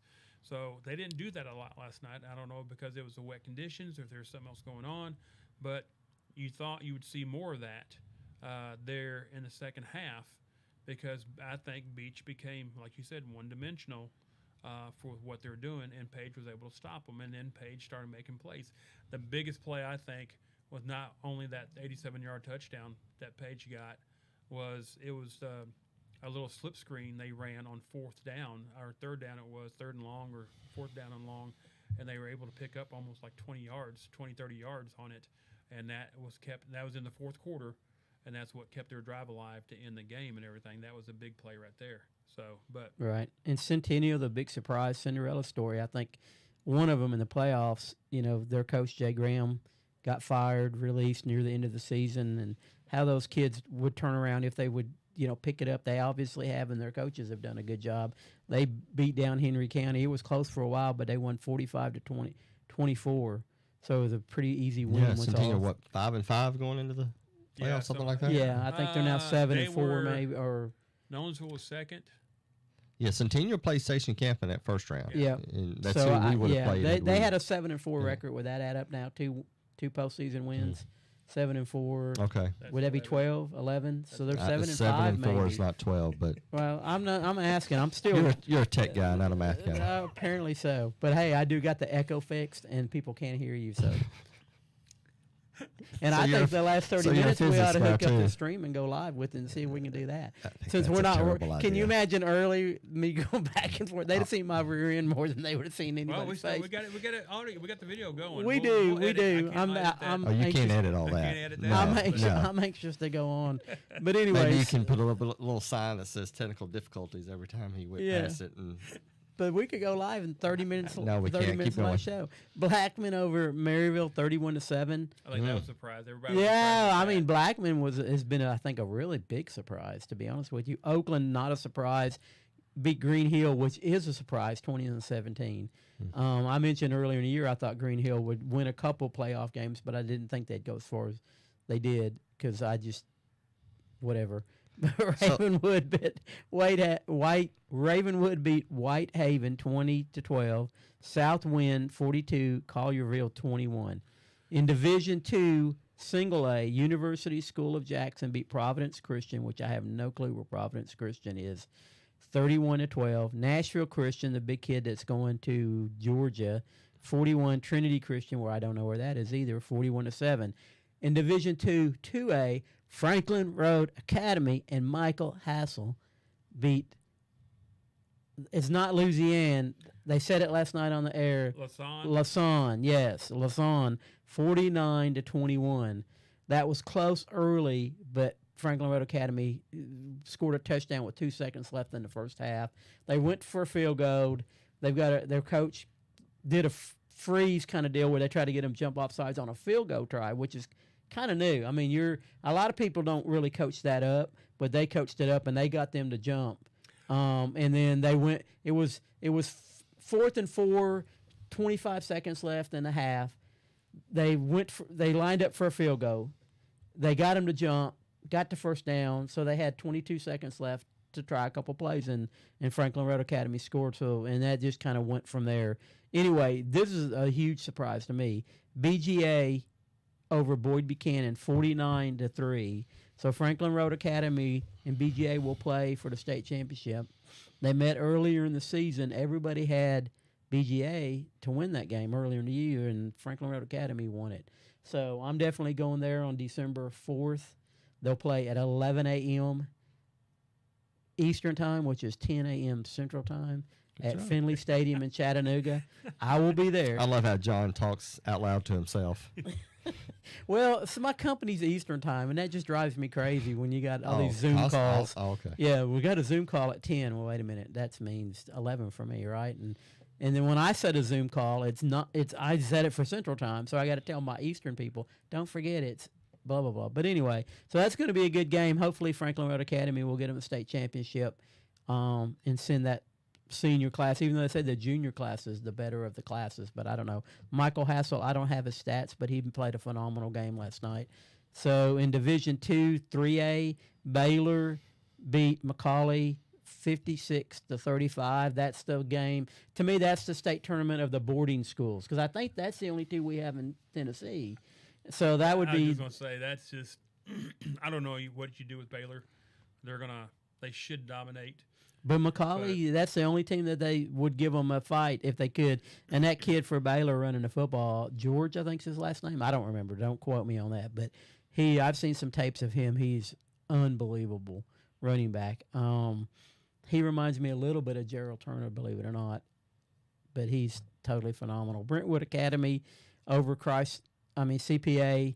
You know, CPA got picked on. They were in the lower division 2A, and TSSAA said, no, you're winning this too much or you're moving up, regardless of how much population in your school you got. And they've had a rough year, but they made it to the semis, but they got beat 38-7. Is that what happened with them? They were forced to move up. Yeah, they didn't want to move up. So why don't they do that with anybody else like Alcoa? Well, they do. Alcoa I think moved one up of on those their schools, one of the public schools were forced to move up. And I'm not sure which one it was, but one of them that was winning all the time. Now I do know, like what's Alcoa? They used to be Alcoa 3A. I'm but sure they wouldn't force. They voluntarily they moved up. voluntarily moved up. Yeah. Okay. Mostly when you move up, you voluntarily move up. They forced them up. You can move down, but you have to go through a hearing on why you want to move down and everything. But I've never really known for the state to make someone move up just because they're winning. Because I mean, when you're Alcoa and you sit there and you win 14 out of the last 16 state championships, and I mean that's a heck of a reason to sit there and tell someone to move up. Yeah, you know? no And, doubt. But they did it on their own there, and most people, not like your Clarksville schools, they all moved up on their own, Northeast, Northwest, and all them, so that their region would be the Clarksville region. Yeah, and that's all their poor games. administration right there. Administrators. And that is They made it easier for them, the Traveling, money wise. yeah. Yeah, but that's not fair to the kids either. So your playoff games next week: 1A South Pitt at Caulfield, Fayetteville at McKenzie. I picked South Pitt and I picked McKenzie. 2A, you guys have picks? who's the teams. South Pitt at Caulfield. I go with South Pitt. Yep. Fayetteville at McKenzie. I go McKenzie. Okay, and we'll do next week who's going to win that state championship. Marion County at Eagleton. I go Marion County. I do too. Huntington at Milan. I go Huntington. I'm going to Milan. So don't forget that's what we picked. 3A Tyler Academy out of Chattanooga at Gatlinburg Pickman. I go Pittman. My wife's probably saying, let's go watch that game, even though we've got nobody there, but it's in Gatlinburg over Chattanooga. I'm picking, I don't know. I'm picking Tyner, believe it or not. Covington at Westview. Westview. It's going to be a good game, though, isn't it? Should be. Yeah. Covington's always had a tough team. Yeah, I'm going Covington. I'm going with the two road teams. That's suicide if you're betting money, but I'm doing it anyway. 4A Alcoa at Greenville. I go Alcoa. I think Alcoa. How can you not go with Alcoa? South They- Gibson at Pearl Cone. I'll go with Pearl Cone. I'll go with local. I'm going with the winner of that game wins it all. I'll say that. Over Alcoa. I think they can. Yeah. I was gonna say Alcoa is good. They got good athletes. They didn't impress me against who they played. Well, they were playing Upperman. down. They didn't want to show you what they had. I don't know. No, Is that what it was? Upperman had gave him a Yeah. heck of a battle. I'll go. South Gibson surprises me, but I'm going Pearl Cone at home. It'll be. Never mind. I'm not going to say what's going across my mind right now about playing at Pearl Cone. 5A Knox Hall at Sevier County. Or Sevierville. Sevier County. Yeah. I don't know about either one of them. Sevier County is who I'm going with. Centennial at Page, that's a no-brainer. You never know, though. Centennial, no. I know. Page is not going to lose to the final game. Yeah, I agree. I know that's I who would say you'll pick. that's in their own district, their own Yeah, region. Yeah, it's a they've already rematch. beat them once. Yeah. Yeah. But Centennial obviously is better with no Jay Graham around. 6A, you got Blackman at Oakland. On paper, that would be a no-brainer. I wonder what the score was when they played each other earlier. That would be interesting, wouldn't I it? can. But on Give me a paper, minute, I can tell on you. paper, you got to beat take Oakland, right? Just going into the season, I think them and Ravenwood were the two teams you would think was going to win the state championship, and then Southwind at Ravenwood. Southwind, one of those schools that went up from 5A to 6A, Yep, and now look how far they're doing. yep. Some of those interesting. Going back to some of the early ones, yeah, East Robertson going out was kind of a big deal. But I think those that watch, if you said, "Hey, pick a couple of teams that you think could beat East Robertson in the playoffs," I think that team would have been one of them that Right. people would have chosen. Said, "Hey, I think this team could give them a hard time," and sure enough, they did. So, no, go ahead. I'm sorry. Springfield going out. I mean, That surprised me. them moving down to 4A Was set 'em up to win the state immediately. Everybody championship, had them yeah. in the championship game, so it's surprising to see that they went out when they did. Although that is a very good team that beat them. Was that South Gibson that beat them? Yes. Yeah. So I mean, South Gibson ranked in the top 1 and 2 pretty much the whole when season. South Gibson gave FRA a hard time, Right, that's showed me that they were real. And Pearl Cone started off the season 0 and 4. Yeah, And but now their look where they're at. schedule's killer. It was ridiculous. But and Keeping now your look kids at 'em. motivated when you're losing is hard. Henry County out. Gotta wonder, losing their coach. I think they went further than they probably would. I think have. they I went think further they. than I what think people they. thought. Yeah, I think they overachieved. To be honest with you, that's just my opinion. Going back to the Springfield game, it's kind of the same thing with Beach. You have a good running game. I know you got Cobbins as a receiver, but have you been using Cobbins like you really need to be? and did they sit there and get their run game stopped and got into a And their passing running back's situation? hurt too, isn't their stud running back got hurt 3 weeks ago? I don't know. For some reason, I think so. But And then I you didn't see start- the if you stats on that start game. I Double don't know. coverage in Cobbins because you got to pass. You played right into what everybody wants you to do, But you got to stop the run first, and if that's Yep. what they did, and that's what they And did, if you can put some pressure on the quarterback, that sets the tone for we everything. go back to the Oakland Blackman. Blackman has only lost one game. They were 9-1. And they lost to and they Oakland, lost right? to Oakland. What and was? the Did score you was find it? 32-0. Okay. Oakland beat them 32-0. I don't think that's going to So change. It that may give you was, half the difference, but they're 1, not going 2, to. 3, 4. They're not going to 5, make up a 6. 32 That was point. game 6. What for is that, Oakland home and or away? Does it say? Even though they're both live in Murfreesboro, so it doesn't matter. You had to drive 5 minutes to Good get to point. the game. I believe it was at Oakland. Okay, No, I'm sorry. No, it was at Blackman. right. So then Oakland's going to win that ball game. The Blackman may score a couple touchdowns, but I see Oakland winning. And then the state championship games, which they'll get a week off before that starts on Thursday, is University School of Jackson will play Nashville Christian at 3 p.m., which I wish was the time for the next game. Franklin Road Academy at BGA at 11 a.m. And then the championship of Division II 3A is Baylor at Brentwood Academy. Brentwood Academy really did a good job of turning their program around. It's really weird when you get to those private school deals where you can recruit kids to come in. It's just open market. How the worm turned so much, because early on Brentwood Academy was the program in Nashville. You know what I mean? They were on the top. NBA was first, then Battleground Academy started their charter, and then all of a sudden with Carlton Flat, they became the started dog, winning. and then all those schools started opening up, and it's just weird how But it just kind of goes in cycles. It kind of goes. So let's go off the rails here because we hadn't really done it. But it starts with I thought this so- whole show's been off the rails. No, I'm Uh, kidding. the Oh, my with the back. private schools. It goes. I believe what goes on is, like you said, NBA, BGA, and then you had Brentwood Academy come around, and because they started winning, you started having the bigger schools at that time. And I'm talking in the 80s right now because they were dominant. And that's another reason why a lot of teams wanted the private schools in their own sector, because the private schools were out here winning. And back then, you only had 3 classifications: 1A, AA, and AAA, and you had them winning all those classifications all the time. And they knew that it wasn't fair because of how they were able to go out and recruit. And then, of course, their argument was, we don't recruit, but you're able to give scholarships, so that's recruiting. It is what it is. But when you start getting the colleges to come around, when you start getting, why do people sit there and go, hey, I'm going to transfer over to East Rob? Why are you transferring to East Rob? Because they have schools that come in because all the Groves kids that have been there, okay? Yeah, So they what do you started do? that chain. We were that way in Exactly. baseball back in the 99, 98. Coaches will come in until you pick the tree dry, and when the tree's dead, and I'm not talking just about Groves, but just because the program itself. If the program drops, Once they'll the- stop once the coming. yes. And so what's going to happen then is they go on to the next one. So why does everybody sit there? And so what happened with Brentwood Academy was they had all these D1 schools coming in, getting their guys and everything, so everybody wants to go there. And all of a sudden you had newer private schools opening up, and these people started transferring and everything. And now what you're seeing is you got these athletes who won't transfer just to the private schools; they'll transfer just to another high school. I was talking with another coach in the yesterday, and we were talking about Cobbins, and we are saying that it could be a possibility where Cobbins goes and plays his senior year. By the time he's a senior, he's only a sophomore.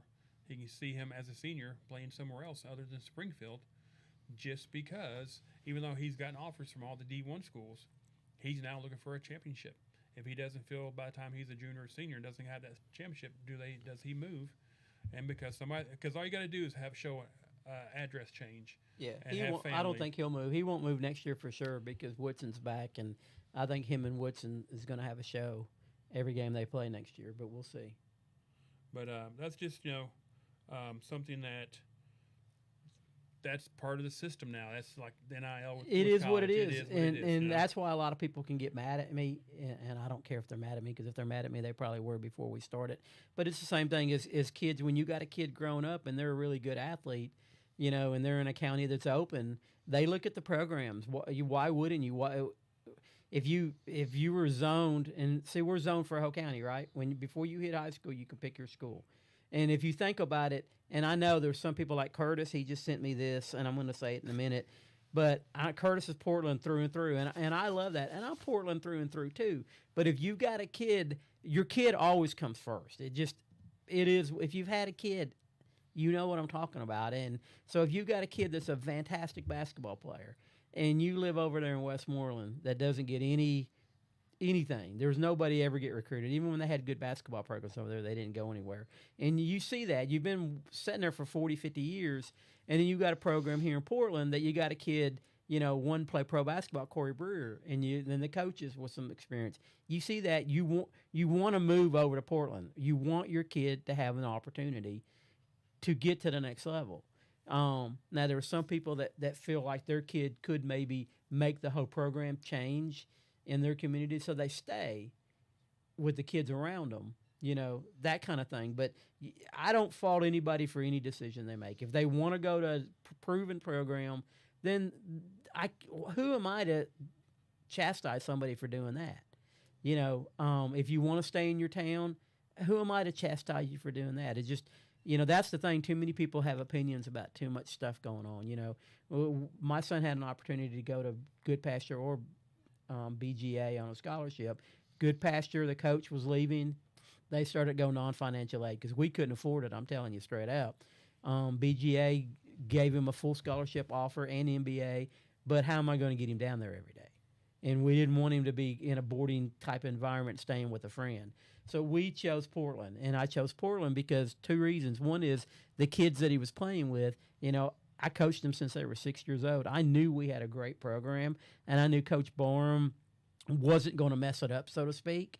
He was a really good coach. He was limited on his baseball knowledge. I think he would tell you that too, but he was good on coaching knowledge, as far as making the kids be accountable, let them do their thing. The kids already knew how to play. That was part of the 2000 state championship in football here. They already knew how to work hard. They knew all of that kind of stuff. So I felt good high school-wise. My son's experience here was going to be what it needed to be. So I didn't feel the need that I needed to run anywhere else just because I was trying to showcase him. And he was in a really good, solid summer program. So I knew that was where you get a lot of your looks too. So, but I don't get on to anybody for deciding they wanted to go somewhere else. I know when Danny Thompson quit coaching up here, we had a lot of families move out of the area. Because they didn't feel baseball-wise they were going to get where they needed to get. It is what it is. It's totally true. And we struggled with it up here for a while, trying to fill in the blanks. And hopefully with Coach Stein coaching here, the worm's turning the other direction where we can start getting those families to stay in the communities. And they just do subtle things. They move, right? What's the difference between 10 miles down the road on Robertson County and Sumner County, right? If you think their baseball program is better on paper, you move 10 miles. And people do that for their kids when they can afford it. Look at when Station Camp came around, the kids at Gallatin lost. By zoning, they lost, but by people moving to the Station Camp zone. That's why it's bitter right now down there, that rival between the Liberty Gallatin Creek. Station Camp and Gallatin. Right. Because when it first started, man, I remember reading when Station Camp opens up, you had a lot of players, you had a lot of people going, he should be at Gallatin. This kid here should be at Gallatin. He went over there because he's living with his aunt now or he's using his aunt's address and everything. And a lot of speculations and whatever it was. When you have a school open up so close to another school, you're going to have that. And so, same thing with Liberty Creek, compared to, where they're getting their people. And people just want to go to newer schools. I think a newer school, you have better things, and you're going to find out you don't have better things. It's still the same system. It's still the same county running that school.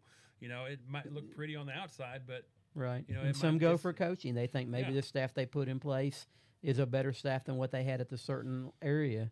You know what I'm saying? Yeah, so, yeah. And my thing is I'm not going to fault anybody for either way because I understand when you have a kid, sometimes those blinders are on with that kid and you want to do what's best for the kid.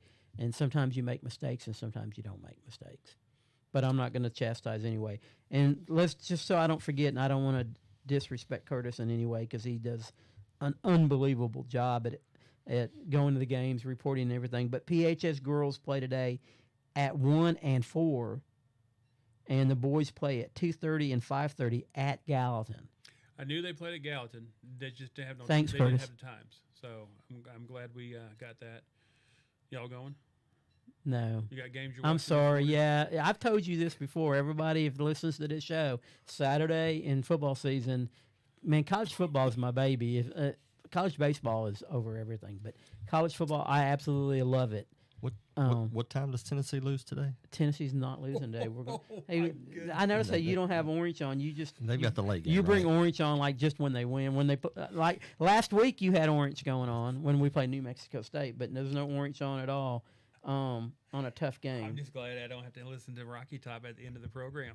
Well, I have that on here because I've got it. I'm going to play it at the end of the All right, program. Okay. No, really, I don't have it. But But you can get it. yeah, no, this isn't a Rocky Top program. This is Portland High School program. I do want to get do we have a stage band? They need to play, or I need to get them to record the Portland Fight song. We have the pep band. Pet band. We need to get them to record that for us, and then we can close out our shows with that. Because that's what we're really here for is Portland area stuff. I mean Knoxville's kind of Portland area, but that's kind of after we do college after we're done with the local stuff. And I actually got games for today later. But yeah, I love Portland High School basketball. If you don't know that by now, you haven't been paying attention. But my college football fix has got to get done. The so staying with a little bit of the football stuff, I can announce that Avery Hughes was officially invited. He got his official invite earlier this week to Navy. Is bringing him in for his. They always bring you in for a game, and you kind of you look at what game they bring you in on how much they're really have love for you. And so his invite is to the Army-Navy game, and that's going to be, that's the one game that you, in my opinion, if you're one of those two schools, that's the game. If you're the home team, that's the case, because you can't invite recruits to an away game. You invite your recruits to that game there, and that's how you know where you're at. But you don't get to scale. visit the campus. He already visited campus. Right. Well, that's what I'm saying, though. If you got a kid that has got 10 schools and his one visit if he's not committed to you, do you want him to come on campus? Like last week, they played a good team home. So what you do is, like his mom said, Army, you don't want him to come on campus because they realize they're in the middle of nowhere and can't get out. So you wanna bring him to Philadelphia and go, wow, man, this is pretty cool. But the thing is he's had his official visit where they paid for everything for him, the flight and everything for them to happen. Now this is a unofficial visit, but it's an invite. It's a game day visit, so it's going to be Avery and his stepdad and his grandfather that are going. That's the three that are going. You get 3 people. The tickets are paid for, and everything else you have to pay for. Family has to pay for and everything. But that's the visit you really want. So that just really shows you what. And the thing is after Avery had his knee injury, he called the recruiter, that's recruiting him and everything, and told him what happened. And he said, "Thanks for letting us know. You're still our guy. We still want you." And and the thing is, when you go to maybe a service academy, it's different because you're going there not just to play sports, but for the everything else that and they can do that and go, "Hey, we still want you. Yeah, you can't play for us as a freshman, but you can sit there and be redshirted, and then you got 4 more years to play." I think that would be phenomenal for him. We're still going to sit there and we want you to play ball for us because we still think you can do that. You watch another school, say, Ohio State, Alabama, Notre Dame, Tennessee. You have a kid who has an injury like that, and they're going, "Hey, you know what? We can't bring you in because we got to have you play right away." You shouldn't have to have a player in high school play right away if the NIL stuff you got with the transfer portal and everything. You're going to have kids to come in quickly and play. So you shouldn't, a high school kid, you should not be going, "I got to have you." And they don't make many kids like that anyway. At a good program like Navy, that you're just going maybe a running back like the George kid down at Baylor, but that doesn't happen often. But sitting there talking about the Army-Navy game, that I love how that is done. Everything about it. They just now this past week they both showed what they're going to be wearing. They're both what do you call it? Celebrating the 250 years of America. Yeah, they actually agreed on something pregame. That's And, kind of unusual. And so, normally, like you was talking about, Coach Lair, Army will celebrate a division. Or, Yeah, I absolutely adore that. And the Army, the Navy will do the same thing. But this year they're doing 250 years of service and all that, and looking at, to me, I know people who has ties to the Army and the Army and the academy there. I don't. Their uniforms this year are not impressive. I will have to say that the helmets for the Navy is just amazing. What they've got going on with their helmets, I'll have to grab a picture and put it on the Facebook page and show you. But I just think that's really great that he gets to experience that, because that's one game. If I had a bucket list of games to go to or stadiums to go to, would be a Army-Navy game to be able to watch it. I have a nephew who went to the Academy for Army, went to West Point, got to sit there and march into the stadium and sit into the crowd and do all that and be a part of that as part of the school. And I think that is just something to watch in person would be amazing to see, is to watch the cadets come in. Yeah, that's for both phenomenal. schools. Yep. And then, just the game itself, how they do it. The only game that's on that weekend, they put it to make sure that everybody, that's the only football game that's going on that weekend, other than maybe some FCS, playoff teams that were playing and stuff like that. But to have that and to see that, live in person is just a great thing. And I think that's great that they did invite him to the game, and that's the game that they chose.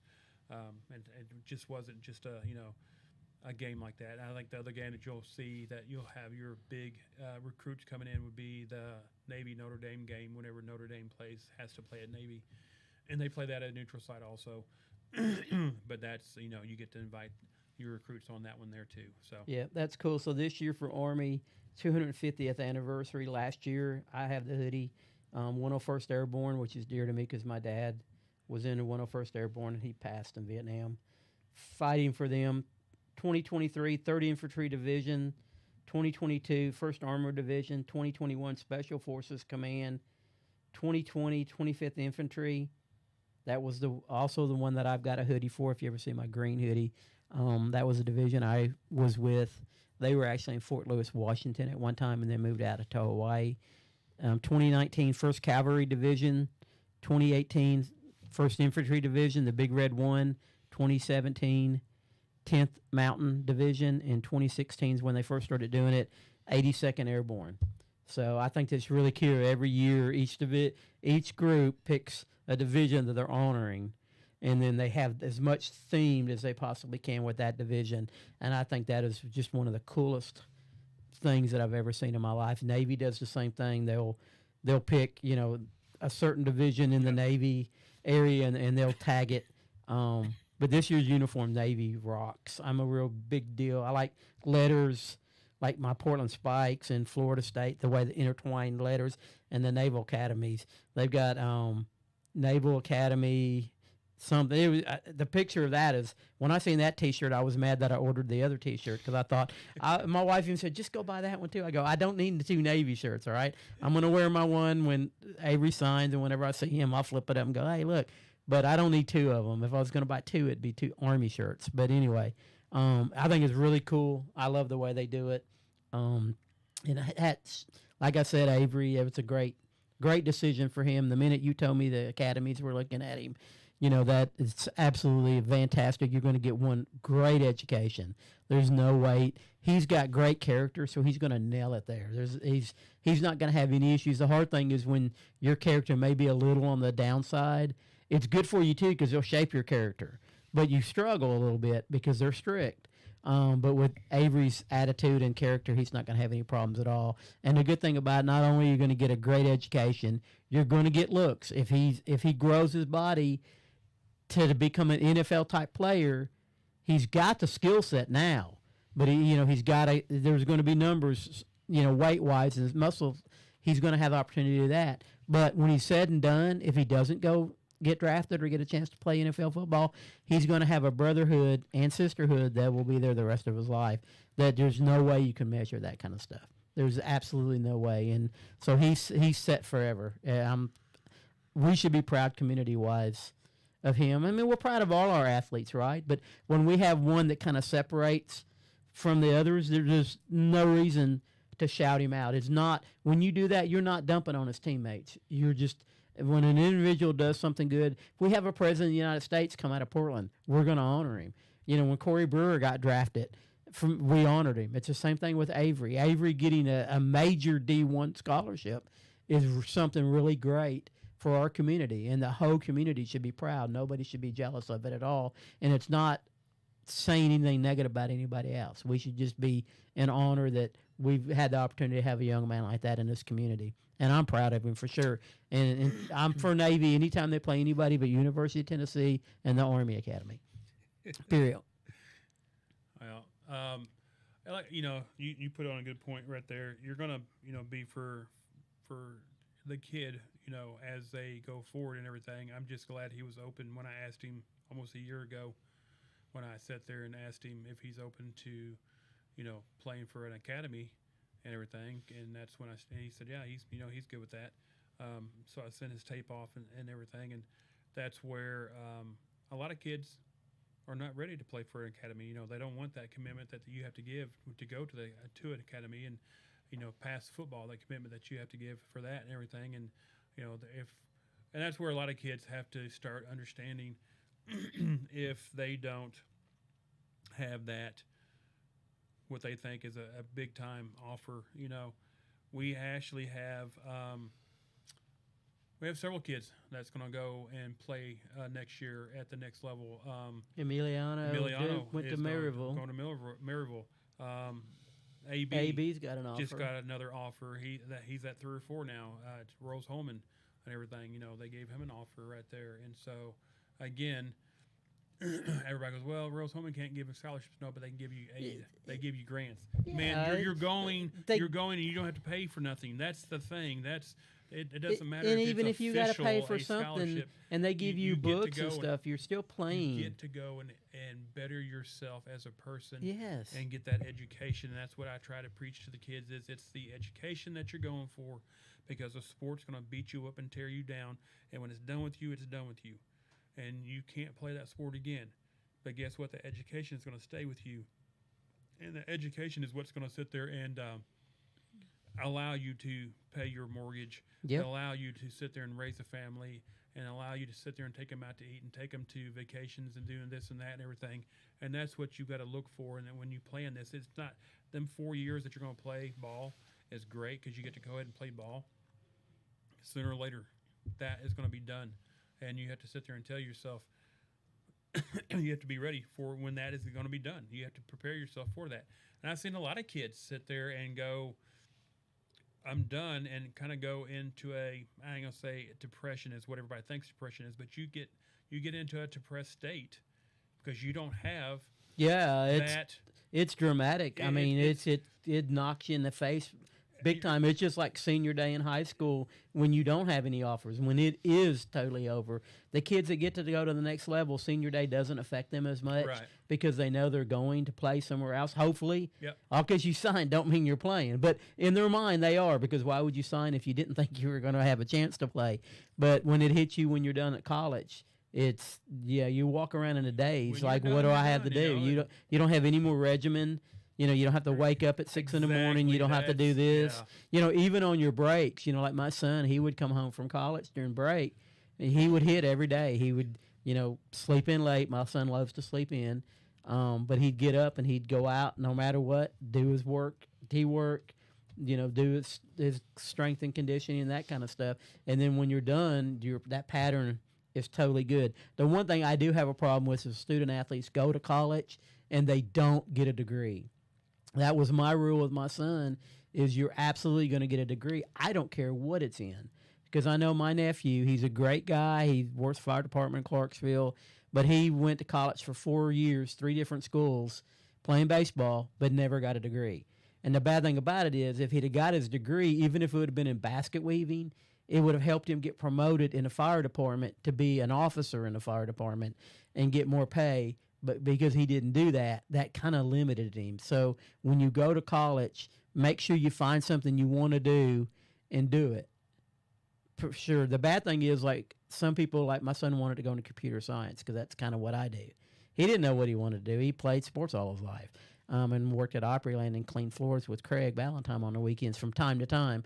But he didn't know what to do. Well, the computer science classes were at night. Well, guess what? If you're playing baseball, you can't take classes at night. So he went into sports management. It worked out for him. He got his degree. Now he's doing surveying, which has got nothing to do with sports management, but he had his degree.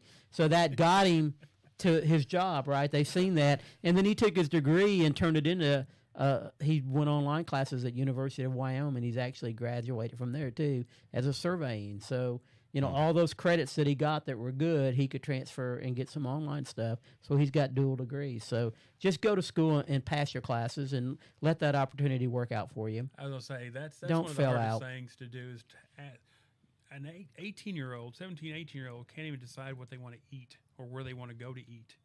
Okay, and to sit there and ask them when they come in to college as an 18, 19-year-old and go, hey, what do you want to do for the rest of your life? You got to choose a degree.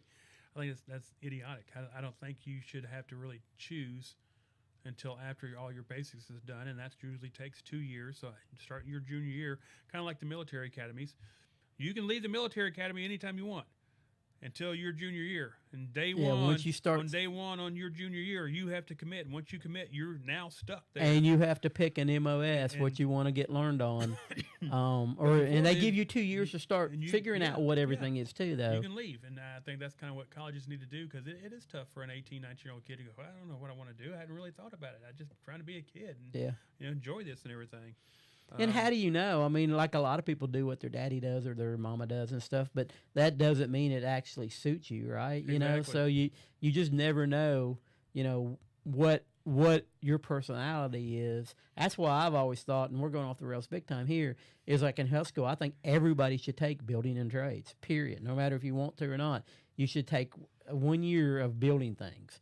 Because sooner or later, you're going to get in a situation at home that you want to pay someone $10,000 to put that shelf up, or do you want to do it yourself? You know, that kind of stuff. Or bookkeeping. I don't know what's required, but the required English, I get it, right, to a certain point. I know when I was in high school, we were reading books. I don't like reading books. My wife does. But they need to teach you how to write emails and letters to people, because communicating is how you get your next job and stuff. But they need to teach you accounting, like how to balance your checkbook. Does everybody have to do that in high school yet? No. Should you not have to? Who has a checkbook anymore? Well, I mean, how do you keep up with you got to have something to keep up with your balancing, though, whatever's new. So they don't know how to write cursive. They don't use cursive no more. So when you sit there and say, do this, they're going, what is this? To write a check.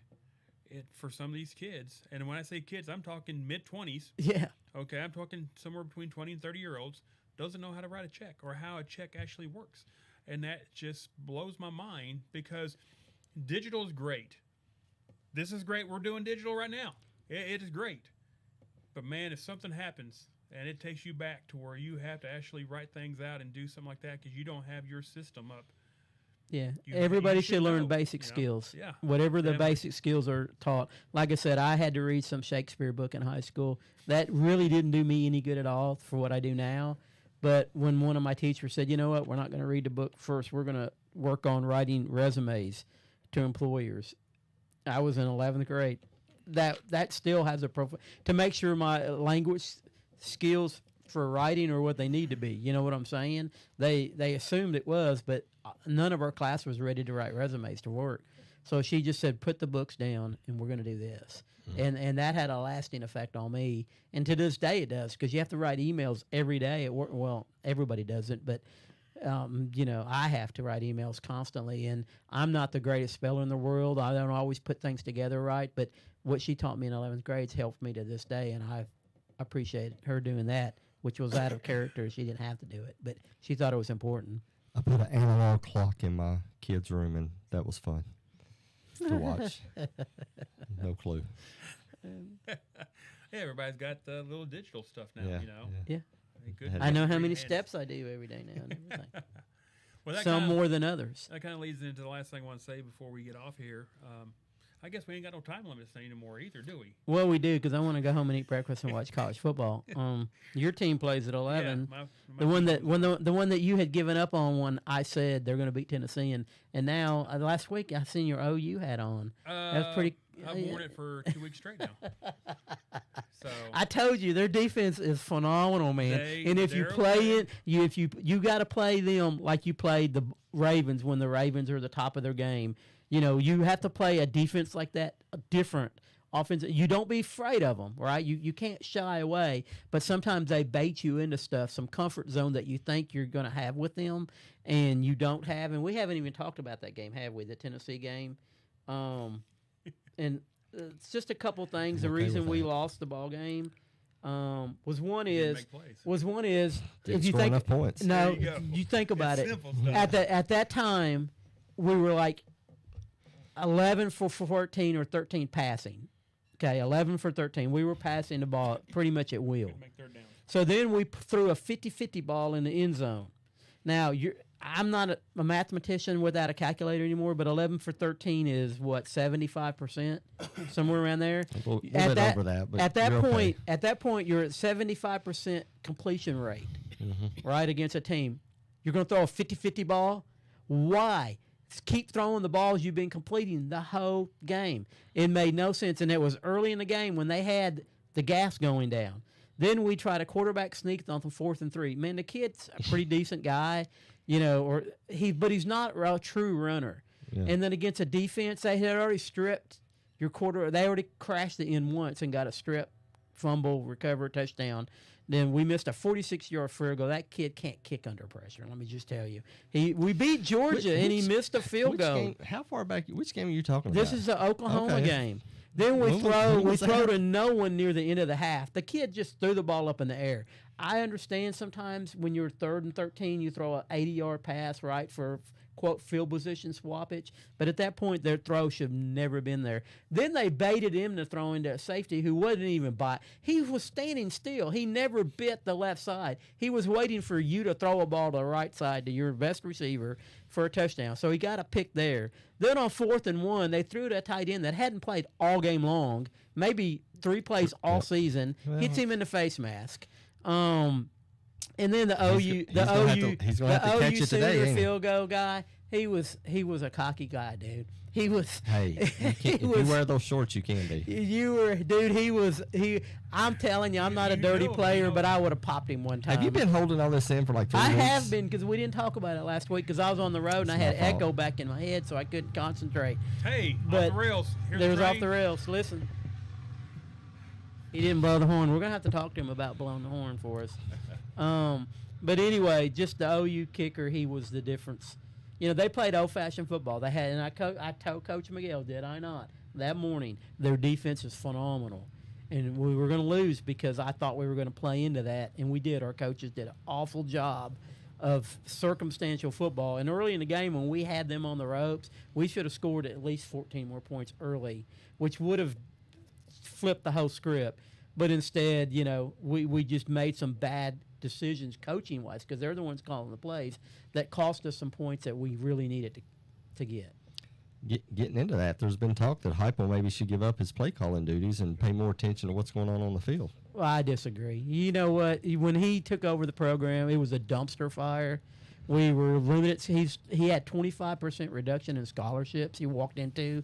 You know, limitations on recruiting. If anybody's got anything bad to say about what he's done, they know absolutely nothing about managing a football team. Heupel's done a fantastic job. Does he make mistakes? I don't know, but you just said 4 times about a bad I calls that they but made. not to that get was terrible. but do not that. to That was get awful rid to of do that. him. Well, I didn't But say not to get rid of him. I Okay. said, Here's I the said thing, get rid of though. his play calling. Heupel- Well, he's not Heupel called the play. Hassel calls Joey Hassel does a But lot of the here's calls. the thing. Heupel called the play.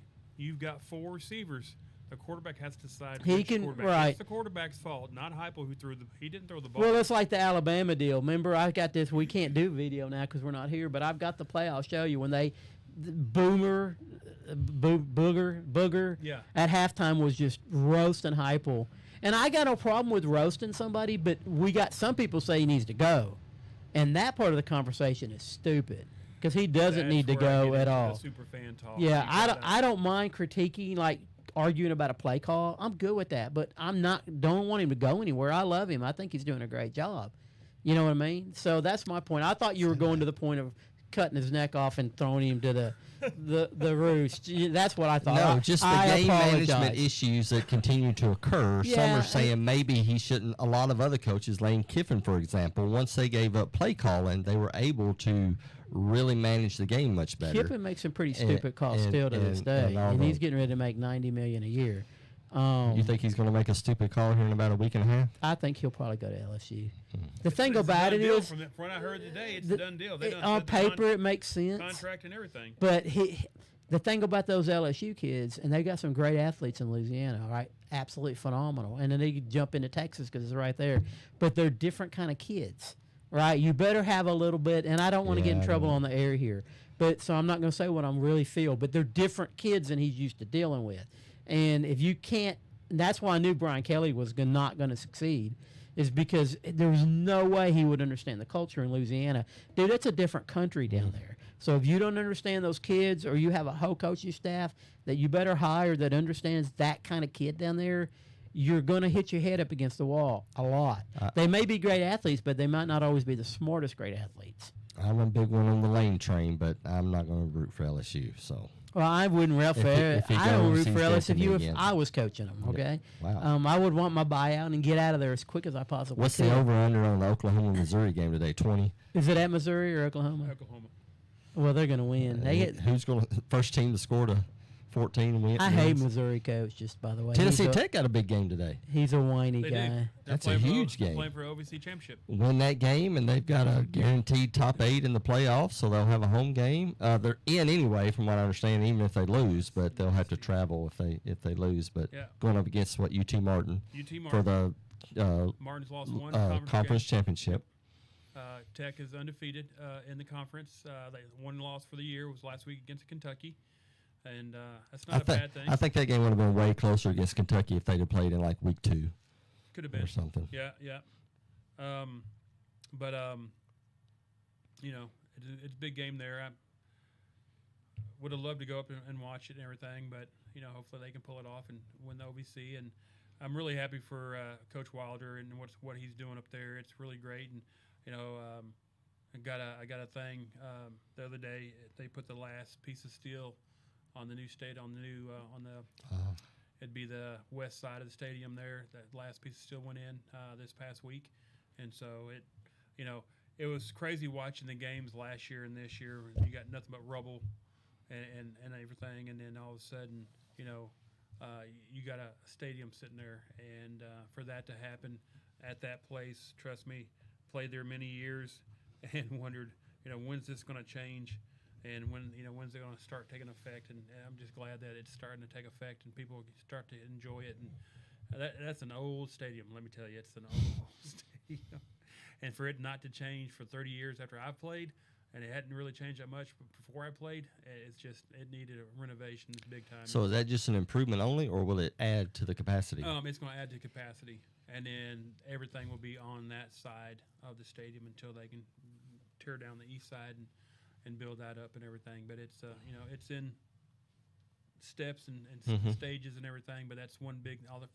The coach's office is in a portable trailer. Really? Yeah, they've been in a portable trailer for 3 years now, because it got so bad over there at the east side where the coach's office and the weight room and everything used to be, and the leaks and all that stuff. It got so bad they actually put them in the end zone in portable trailers, and that's where they meet. And that's where their coach's office are for the last 3 years. So, that's something they've had to deal with and everything. But again, great show, guys. I know we had some issues with audio to start it, and we got it all figured out. And now we know, and next week will be better. Like I said at the start of the show, bear with us on the bugs. We'll get it figured out and everything, and learning how to use all the equipment that we got going. And but appreciate it, guys, both of y'all coming in today. I'm excited about next week. Hopefully we'll have Easton Duffy with us to talk about wrestling and give us more insight on that, and maybe some wins on from basketball and some other things that's going on. But hopefully we can get this video edited we'll see how it looks and sounds. If it's not good or anything like that, we won't post it. But if it is, we'll post it on the YouTube channel, and you can watch the show again live, and we'll kind of see how that goes. Again, it's baby steps for us guys, but appreciate the changeover, and we're excited about doing this and bringing this to y'all, and we're really excited about being part of the Portland Sports Network is what we're calling it. Bringing you live footage and from audio to video sooner or later with basketball games and any other sport that we start doing. Great adventure for all three of us to move forward. Want to thank the Portland Quarterback Club again for allowing us to use the hut for today and for from here on. Guests, when you come on, you got snacks and drinks and stuff for y'all when you get here. Want to thank Mr. Woods and Portland High School for kind of, I guess, backing us to coming along with us. We're their flagship station. To be the main people now to start broadcasting live events for the sporting events and everything. And so, again, it's a big step for all three of us. We're excited, but we're also hesitant as we move forward because there's a lot of stuff moving on. And we'll take recommendations. We'll take reviews. Just send them to either through text messages, emails, or on the messenger on the Facebook. Just get it to us somehow, some way, and we'll try to answer your questions and try to make things better for everybody.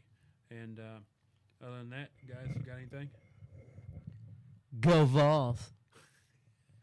I figure you pull up the fight song. And No, I don't want to hurt Kyle's feelings now. Don't be showing up in orange the rest of the season here, buddy.